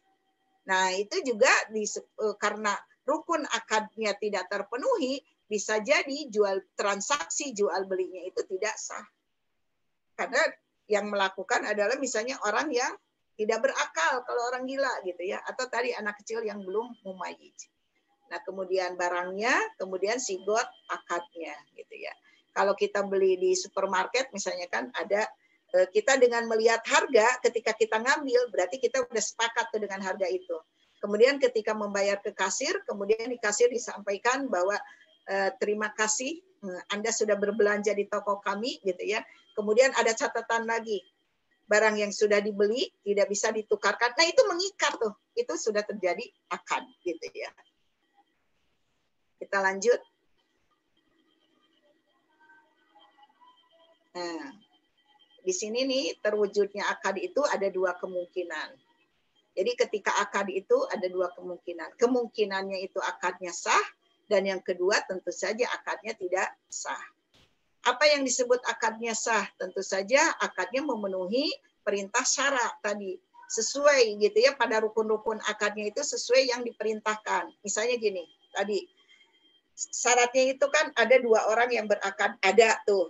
Kemudian barangnya nih, barangnya ada, tapi ternyata barangnya itu yang diharamkan oleh syariat. Misalnya jual beli yang diharamkan, misalnya jual beli daging babi, misalnya gitu ya. Atau jual beli khomer, karena itu barang-barang yang diharamkan, maka berarti tidak boleh tuh ditransaksikan jual beli juga. Atau jual beli patung, gitu ya, patung yang suka disembah-sembah tuh, gitu ya, itu nggak sah. Walaupun mungkin bagi pedagang itu menguntungkan, gitu ya, tapi gitu ya, karena itu tuh objek yang diakadkannya itu tidak sesuai, melanggar dari perintah syara, maka itu menjadi tidak sah akadnya. Atau tadi contohnya yang berakad, gitu ya, pembelinya sih dewasa, berakal, gitu ya, balik, gitu ya. Tetapi yang pembelinya itu adalah anak-anak mumayyiz yang belum ngerti, bahwa uang aja nggak ngerti ini uangnya berapa, gitu ya. Misalnya ada cerita kalau ibu-ibu gini punya anak, dia kan bertanya, Bu, itu udah mumayyiz belum nih anak saya itu, suka disuruh ke warung. Ketika beli ke warung itu, kata si penjualnya, beli apa? Dia bilang beli susu. Uangnya 5.000, beli susunya 1, kata dia gitu.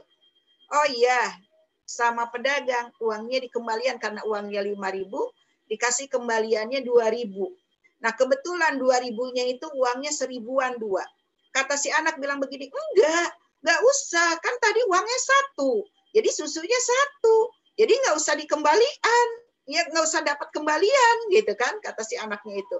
Nah si ibunya tanya, itu sah nggak Bu? Akan nggak sah, harusnya pedagang nggak bisa transaksi dengan anak yang belum ngerti, uang aja belum ngerti, gitu. Nah itu kalau di antara dua akad. Atau yang ketiga tadi kan syaratnya itu adalah ada ijab qabul, gitu. Misalnya gini, ijab qabul itu, kalau misalnya jual beli gitu ya di warung, misalnya ibu-ibu ke warung gitu, pedagangnya itu apa? Nggak ada gitu ya, pedagangnya ada gitu. Kemudian tapi dia itu tidak menyerahkan uang, nah, nanti seperti di transaksi ada kalau saat ini nggak ada ijab qabul itu, kalau di yang bukan online ya, kalau yang bukan online misalnya dia tidak pernah menanyakan ini harganya berapa. Ibu-ibu biasanya kalau datang ke warung tuh, misalnya warung sayur, karena lagi keburu-buru gitu ya, dia lagi masak, jadi dia lari aja ke warung. Bu, ngambil dulu nih. Iya, tapi dia nggak tahu tuh harganya berapa gitu ya. Bilangnya ngambil, kan bukan beli, ngambil dengan beli kan beda, ngambil aja. Nah itu berarti tidak ada akad ijab, tidak ada sigot tadi ya untuk ijab dan qabul. Harusnya kan ini berapa? Ya sudah saya ngutang ya gitu ya. Bukan ngambil gitu ya, tapi beli ini tapi bayarnya misalnya nanti. Kemudian kata pedagang ya udah gitu ya, nanti bayarnya. Berarti dia membeli dengan cara hutang gitu. Tapi ini ngambil katanya gitu. Ngambil dulu. Nah, itu kalau di yang secara offline gitu ya. Nah, nanti kalau di dalam online pun ya ini kalau yang sekarang nih sering terjadi ada istilah COD. COD tapi lewat transaksi marketplace gitu ya. Itu kan ada ya COD lewat marketplace ya. Ada. Jadi si pembeli gitu ya, dia berhutang belum bayar gitu ya. Kemudian tapi sudah dianterin tuh, tapi sudah mengikat bahwa itu sudah terjadi akad jual beli. Nah, padahal kalau di dalam syariatnya terjadinya akad jual beli itu adalah si pembeli sudah menyerahkan harganya, si penjual mengantarkan barangnya. Nah, itu terjadi akad jual beli walaupun online gitu ya, walaupun tidak diucapkan, tapi dengan ini saya bayar ya, sudah ditransfer gitu ya. Terus kata si penjual, saya kirim barangnya ya Bu sore ini. Oh, oke, saya tunggu gitu ya. Nah, itu sudah terjadi ijab qabul. Nah, kalau ini dengan COD ini dia membeli tapi belum bayar, berhutang. Nah, kemudian si penjual juga tidak mengirimkan, nanti mengirimkannya kan belakangan, berarti si pembeli berhutang, si penjual berhutang, berarti tidak terjadi tuh akad ijab kabul gitu. Jadi itu kalau di online sekarang ya, karena sekarang itu saking mungkin orang itu susah percaya gitu ya.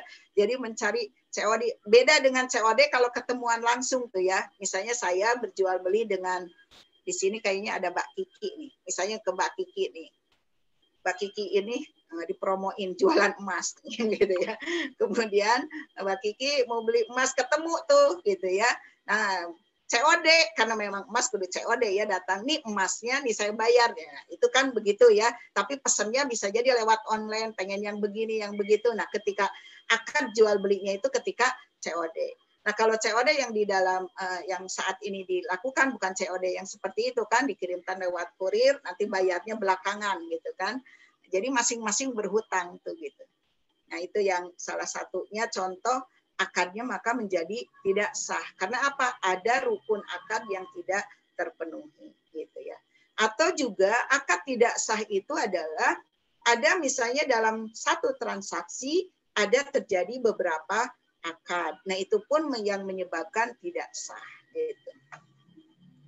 Nah, ini ya dijelaskan di sini. Akad yang tidak sah itu ada dua macam. Yang pertama menyebabkan akadnya batal atau batil, yaitu akad yang cacat pada salah satu rukun akadnya atau cacat pada syarat yang wajib pada rukun akad. Ya tadi yang seperti saya contohkan yang pertama itu. Kalau akadnya batal, berarti nggak sah kita memiliki barang itu.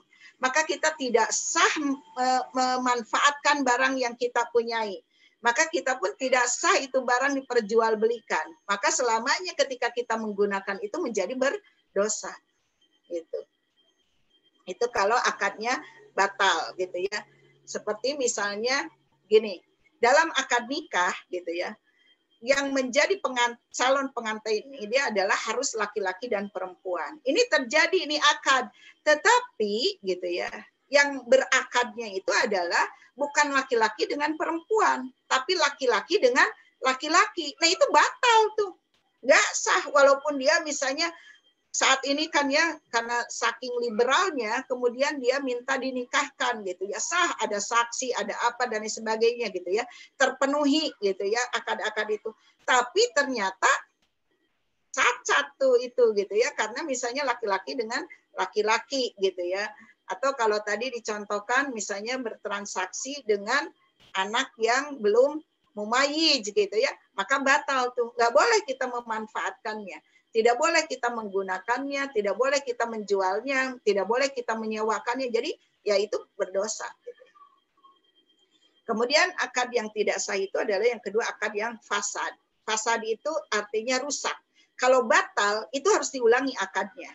Tapi kalau fasad itu rusak gitu ya. Akad yang cacat pada sifat akad yang bukan rukun-rukun akad. Jadi rukunnya terpenuhi tuh. Rukunnya terpenuhi. Tapi ternyata akadnya kemudian fasad. Misalnya gini, akad fasad itu kalau dalam hal jual beli, dua orang yang berakadnya ada, barangnya ada, kemudian tadi apa ijab kabulnya ada, gitu ya, udah terjadi itu. Gitu. Ternyata barang yang dikirimnya itu tidak sesuai dengan yang dideskripsikan. Kalau online kan lewat foto gitu ya. Nah, ternyata misalnya kan seringnya kejadian kita lihat misalnya di Facebook gitu ya. Nih yang pesan ini gitu ya, gambarnya artis gitu ya. Langsing, bikin langsing katanya promonya gitu ya, bajunya bikin apa? Bikin langsing gitu ya. Ternyata pas datang ngatung bajunya gitu ya. Terus dipakainya nggak pantas, pokoknya cacat. Dari sisi cacat nggak persis sama sekali. Nah itu berarti akadnya fasad, gitu ya. Walaupun tadi sudah terjadi akad, gitu. Kalau fasad berarti nanti dilihat apakah gitu ya si pembeli itu rela diberikan seperti itu atau sebaliknya dia minta refund. Nah, harus begitu. Barulah kemudian kalau sama-sama nanti sudah ridho bisa minta di refund. Kemudian diterima oleh penjual gitu ya. Nah, berarti kan sudah gitu ya si akadnya itu berarti tidak jadi gitu ya, tidak fasad lagi karena sudah ada perbaikan gitu ya. Seperti itu. Lanjut, A. Masih belum ada pertanyaan? Belum ada ya?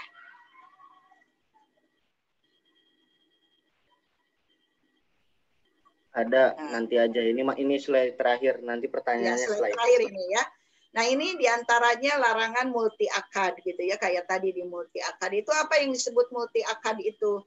Multi akad itu seperti tadi, dalam satu transaksi terjadi misalnya 2 akad, bahkan 3 akad, bahkan bisa jadi 4 akad gitu ya. Jadi al-uqud al-murakkabah, jadi akadnya banyak. Maka ini hukumnya haram nih.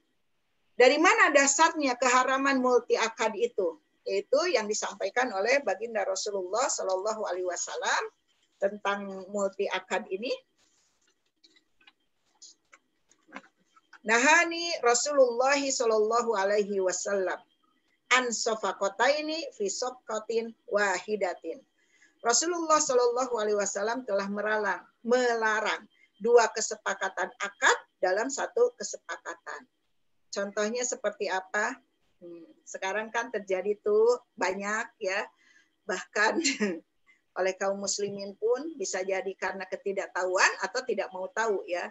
Seperti dia membeli motor lewat leasing, nah itu akadnya tuh ada sewa menyewa dan ada juga jual beli. Padahal di dalam 1 transaksi. Kata si pembeli motor, dia membeli. Padahal ketika masuk ke leasing, leasing itu adalah ada akad sewa menyewa dan jual beli. Mana cirinya sewa menyewa? Karena ada perjanjian di situ. Ketika misalnya 3 bulan berturut-turut tidak bayar, maka motornya ditarik. Terjadi sewa tuh. Jadi cicilan yang sudah diberikan itu dianggap seperti nyewa motor yang sudah digunakan. Maka ditarik. Dia yang si yang beli motor tadi itu tidak boleh menuntut untuk mengembalikan cicilannya. Nah, itu tuh multi akad tuh yang begitu itu. Makanya kenapa leasing itu alasannya haram.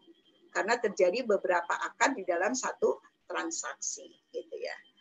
Nah, Rasulullah SAW pun melarang 2 kesepakatan yang lain di dalam hadis lain gitu ya, bahwa nahani Rasulullah Shallallahu Alaihi Wasallam an bai'ataini fi bai'atin. Rasulullah Shallallahu Alaihi Wasallam telah melarang 2 jual beli dalam 1 jual beli. Misalnya apa? Saya beli ya Fi ini gitu ya. Saya jual ke kamu misalnya. Nih, saya jual ke kamu baju ini gitu ya. Karena kamu kan mau jualan. Tapi nanti kalau kamu mau tapi nanti kamu jual ke saya lagi, balik lagi. Jadi seperti gini. Ada kalau dicontohkan dalam hadis itu seperti ini. Rumah ini saya jual ke kamu gitu ya, segini gitu ya. Tapi nanti kalau kamu mau jual lagi, nanti ke saya jualnya gitu. Jadi dia sedang melakukan jual beli gitu ya dalam 1 itu, tetapi sudah terjadi 2 jual beli gitu ya. Jadi dia ada syarat terjadinya jual beli itu, nanti barangnya dijual lagi ke saya.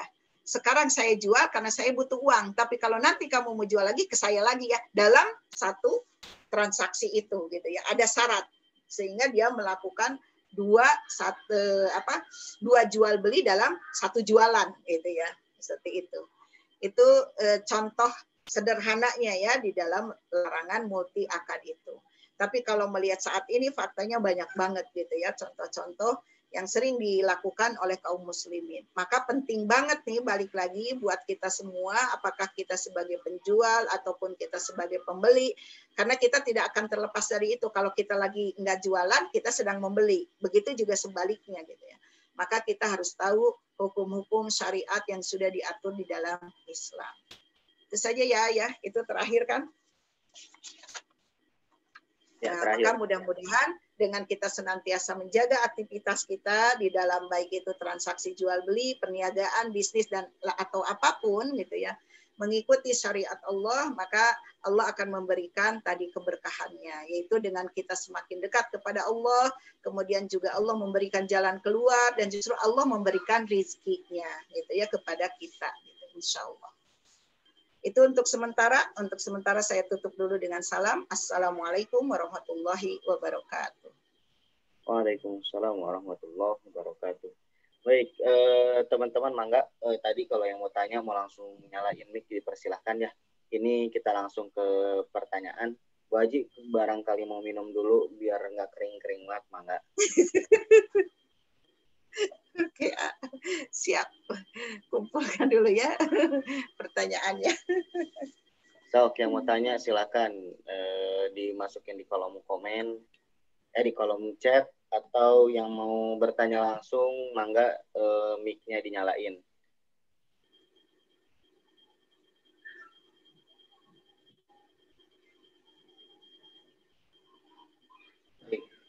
Ini udah masuk 2 pertanyaan.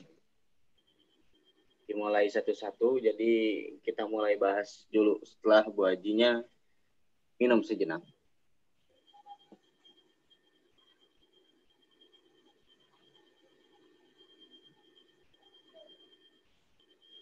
Oke, Bu Hajinya udah muncul. Langsung aja Bu Haji.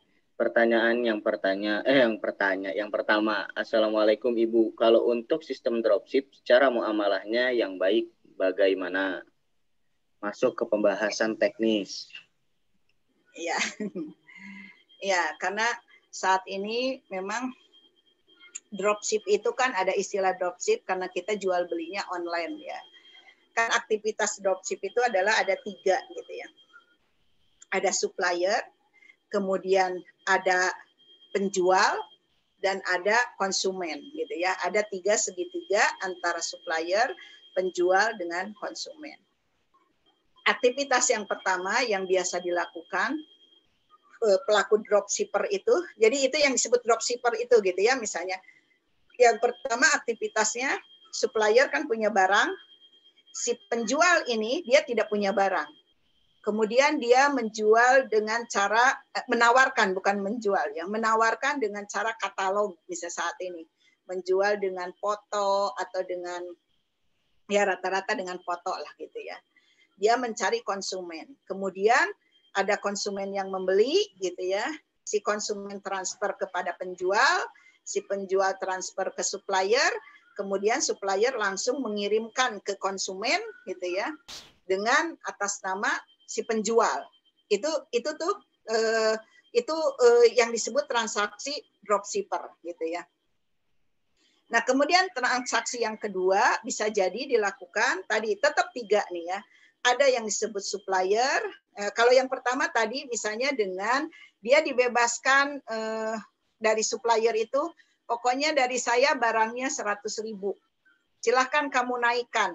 Nah, itu berarti keuntungan buat kamu. Nah, jadi ketika mendapatkan konsumen, dia transfer ke supplier 100.000, misalnya dijualnya 120.000 gitu ya. Maka dia mendapatkan 20.000. Nah, barangnya dikirim dari supplier langsung ke konsumen. Nah, itu aktivitas dropshipper. Kemudian aktivitas contoh lain dari dropshipper adalah misalnya sama 3 itu, supplier, penjual, dengan konsumen.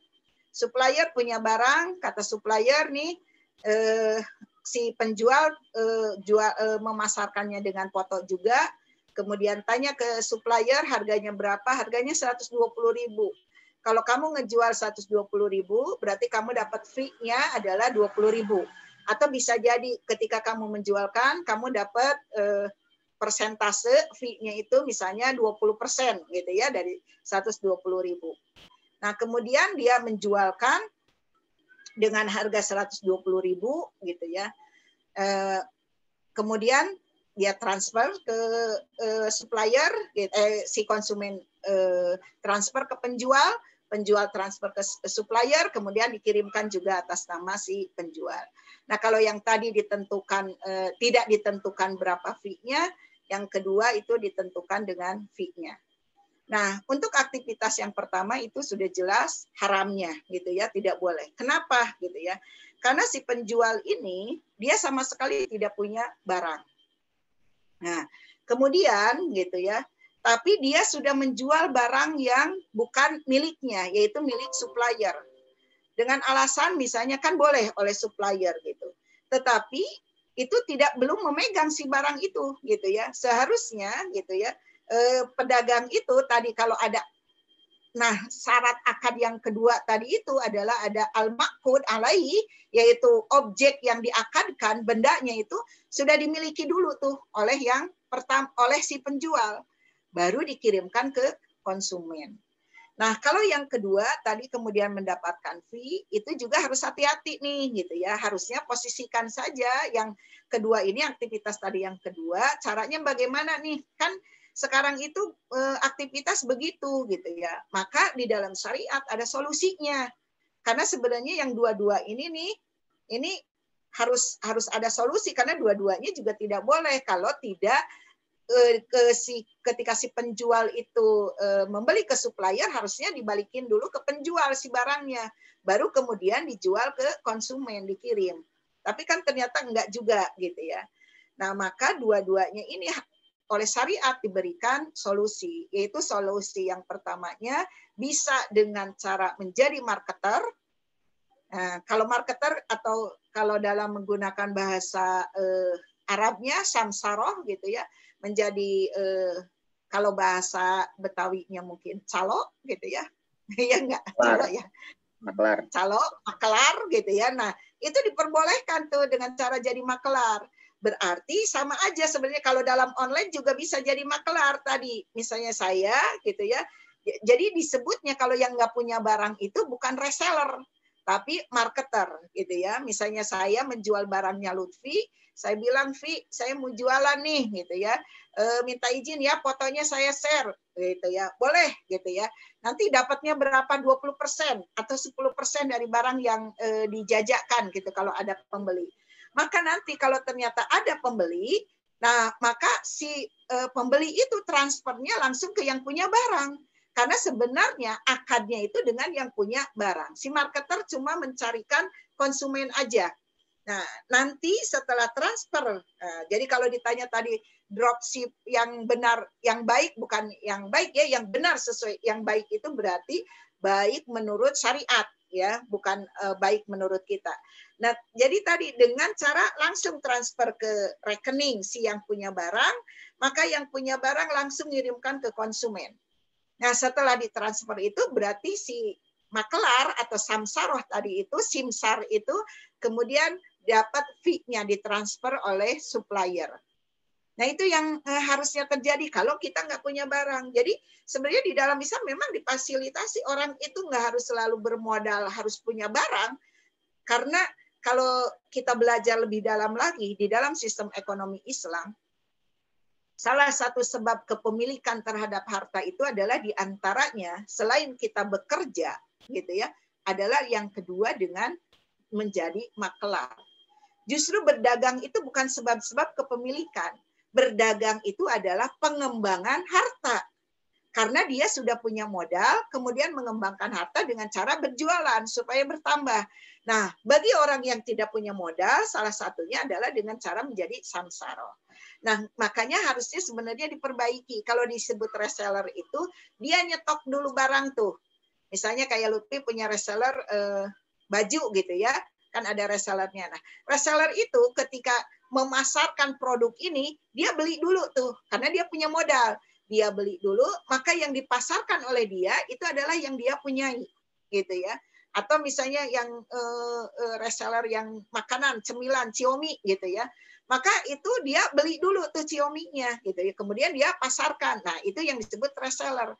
Tapi kalau yang nggak punya barang, istilahnya nggak mau nyetok barang, bukan sesuatu yang itu adalah aib gitu ya, karena itu salah satu yang dihalalkan, diperbolehkan, bahkan tadi menjadi sebab-sebab kepemilikan harta, maka dia menjadi marketer gitu ya. Nah, tetapi ini kan saat ini kenapa mereka nggak mau disebut marketer, ingin disebut reseller aja, karena khawatir kalau bahasa kekiniannya nanti data konsumen saya diambil tuh sama supplier gitu ya, karena datanya langsung alamatnya itu oleh supplier. Dan pengirimnya adalah dari supplier, nanti bisa langsung tuh. Nah, disinilah makanya tadi termasuk yang dipuji oleh Rasulullah yang nanti di akhirat itu akan dimasukkan ke dalam surganya Allah bersama dengan para syuhada, para nabi gitu ya. Itu karena jujur pedagangnya, suppliernya menjaga amanah bahwa ini adalah konsumen yang marketer, marketernya juga tidak merasa bahwa ini direbut oleh supplier, jadi nggak ada sebenarnya dalam Islam. Makanya penting sama-sama punya misi ke surga dua-duanya, baik marketernya maupun suppliernya. Maka akan sama-sama amanah tuh. Supplier nggak akan ujuk-ujuk menawarkan barang ke konsumen, si marketer, karena tahu oh ini konsumennya marketer. Nah gitu, karena si supplier juga nggak mungkin laku kalau nggak punya marketer gitu ya. Jadi sama-sama menjaga amanah ini, sama-sama takut sama Allah lah istilahnya, maka akan terjaga.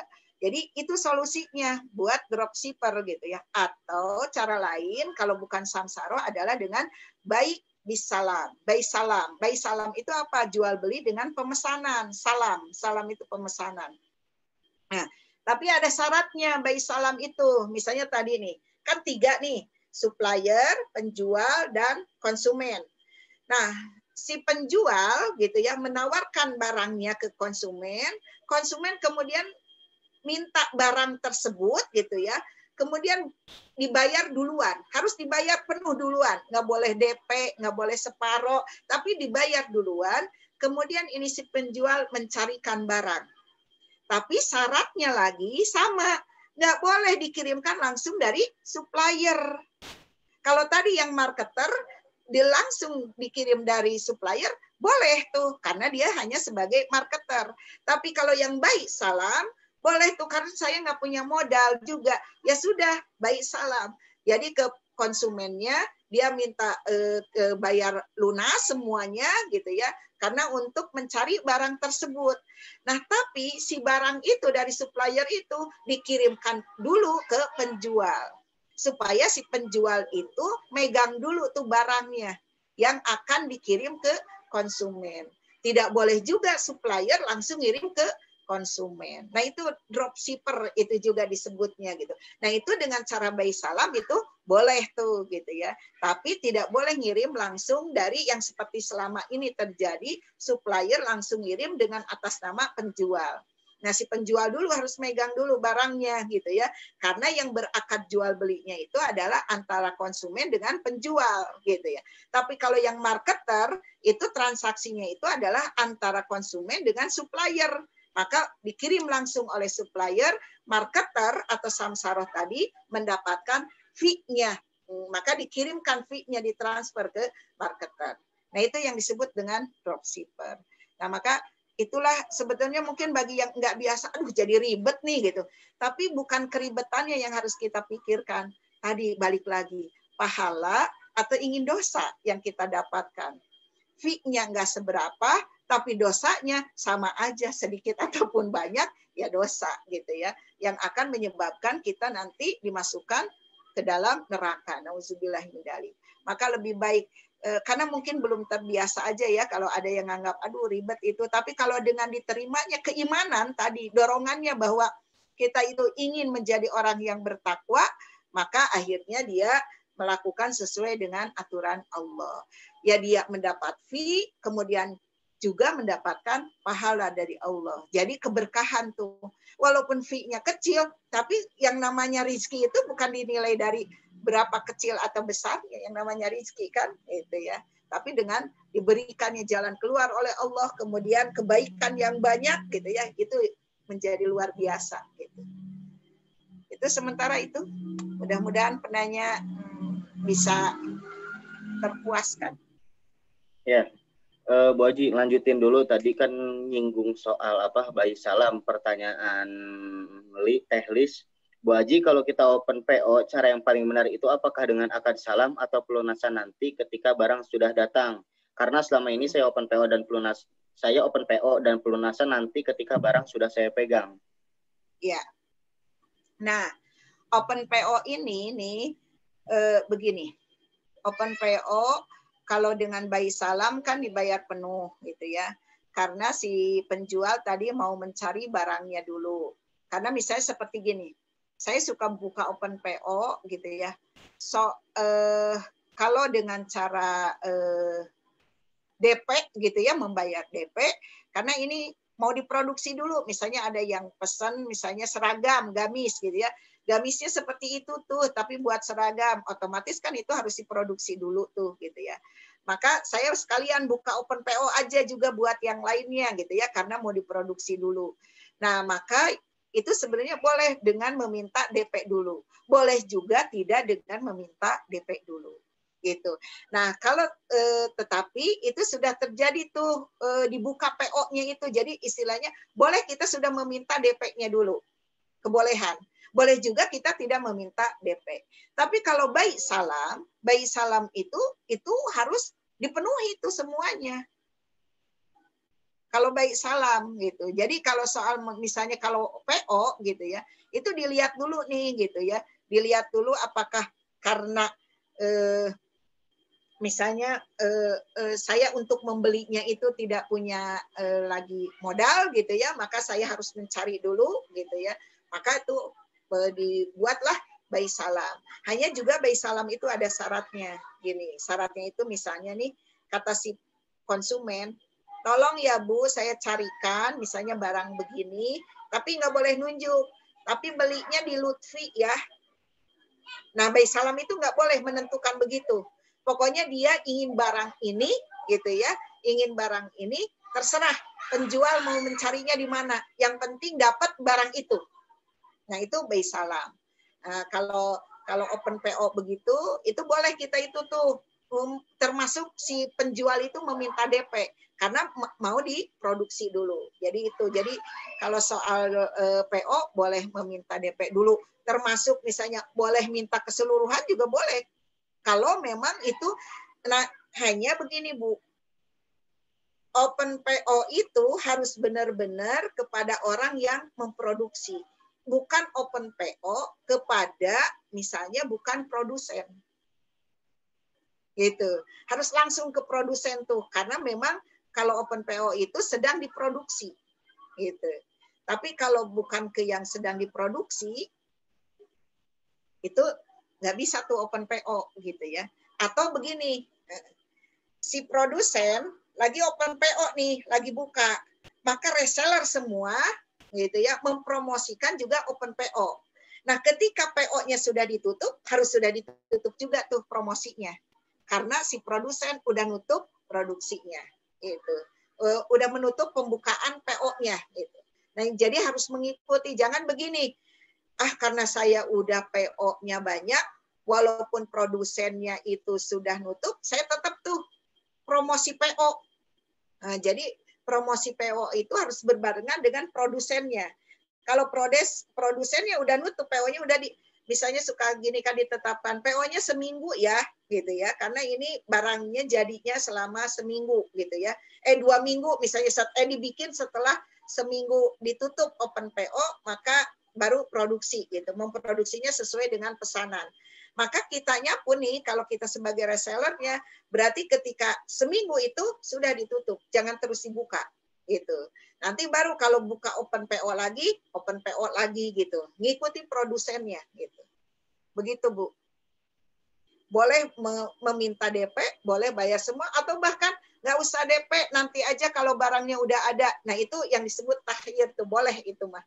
Boleh minta DP, boleh dibayar semua, boleh juga nanti saja kalau udah jadi. Kalau sistem PO gitu ya, Bu. Oke, Tehlis barangkali misalnya mau ditanggapi langsung atau mau ditanyain lagi kalau kurang jelas mangga. Nah terus ini Bu Haji dari Mbak Kiki, untuk lelang apa termasuk multi akad Bu Haji? Lelang. Sebenarnya bukan multi akad kalau lelang itu. Hanya kan lelang itu orangnya banyak kemudian diberikan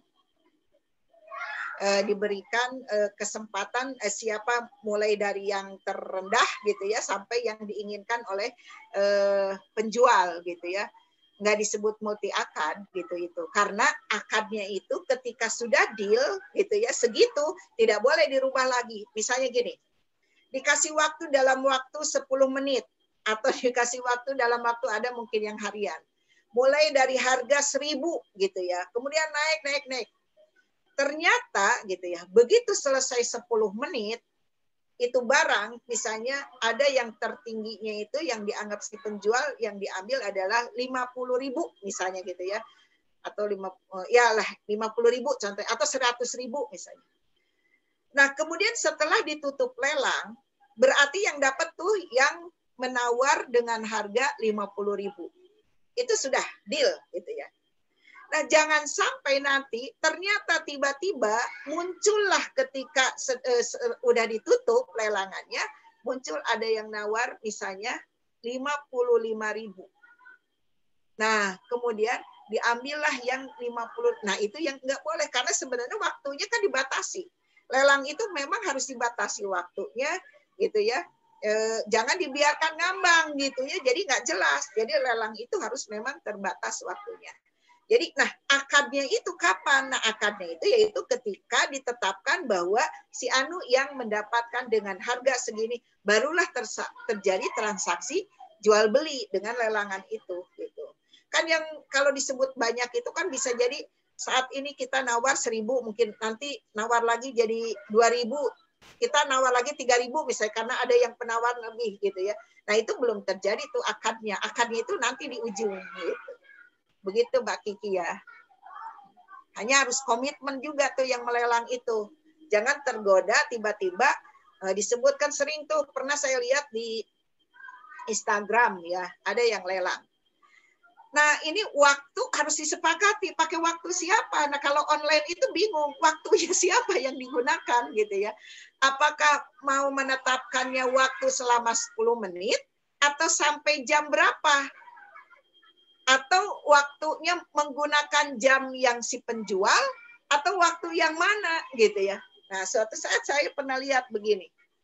Ini yang jualan satu barang lah. Kata dia, udah coba tawar. Sampailah di titik misalnya 10.000 gitu ya. Ya, kamu dapat. Tiba-tiba muncul chat gitu ya. Ada yang nawar 15.000. Ya, karena ada delay, maaf ya, berarti yang dapat tuh yang 15.000 gitu. Padahal udah disebutkan. Nah itu. Jadi kalau online itu lebih pelik lagi, harus ditentukan waktunya, apakah menggunakan jam siapa yang digunakan. Jadi harus benar-benar jujur tuh si pedagang itu ya ketika kalau pakai sistem lelang itu. Karena godaannya bagi pebisnis itu kan kalau ada yang untung lebih besar biasanya tergoda untuk memberikan kepada yang memberikan keuntungan lebih besar gitu. Gitu, Mbak Kiki. Oke, Mbak Kiki, Om Farid, sama Teh Lis pertanyaannya sudah terjawab. Barangkali masih ada yang mau tanya, masih ada bisa 2 atau 3 pertanyaan lagi, mangga. Kalau masih ada yang mau tanya. Barangkali ada yang masih mau tanya, dipersilahkan. Kalau nggak ada, ini kayaknya nggak ada ya. Kalau nggak ada, baik. Kalau misalnya memang ini apa tidak ada. Ketika barang saya sudah, bukan ya? Bukan. Udah, pertanyaannya sudah selesai. Baik, kalau misalnya memang kira-kira belum ada yang mau tanya lagi, pertemuan kali ini mungkin sampai sini dulu kali ya Bu Haji ya? Kalau belum ada yang mau tanya. Oke. Udah berarti ya. Pertanyaannya malam ini ada 3. Semoga ini membantu teman-teman atau menjawab kegelisahan teman-teman karena memang muamalah itu kompleks ya. Tadi kalau misalnya kita lihat cabang muamalah itu tidak hanya urusan ekonomi gitu. Muamalah itu membahas tadi politik, pendidikan gitu. Terus pemerintahan itu diatur dari segi muamalah. Oke, sebelum kita akhiri pertemuan malam ini, kalau tadi kita memulai dengan berdoa, alangkah baiknya kita kita tutup juga dengan berdoa bareng-bareng. Kita doa pertemuan kali ini dengan sama-sama membaca istighfar. Astagfirullahaladzim, astagfirullahaladzim, astagfirullahaladzim. Doa kafaratul majlis. Subhanakallahumma wa bihamdika asyhadu an la ilaha illa anta astaghfiruka wa atubu ilaik. Walaupun minkum, kita ketemu lagi pekan depan. Insya Allah pekan depan kita akan melanjutkan. Jadi pertemuan ini itu nggak cuma kali ini. Kita akan terus menerus di hari Jumat malam ya Bu Haji ya. Jumat malam di jadwal yang Bu Haji kosong. Semoga teman-teman bisa terus istiqomah, bisa hadir, bisa belajar bareng, dan bisa semakin meningkatkan sakofah teman-teman atau pemahaman Islam teman-teman. Dari saya kurang lebihnya mohon maaf. Mohon maaf apabila ada banyak kekurangan. Wassalamualaikum warahmatullahi wabarakatuh. Waalaikumsalam warahmatullahi wabarakatuh.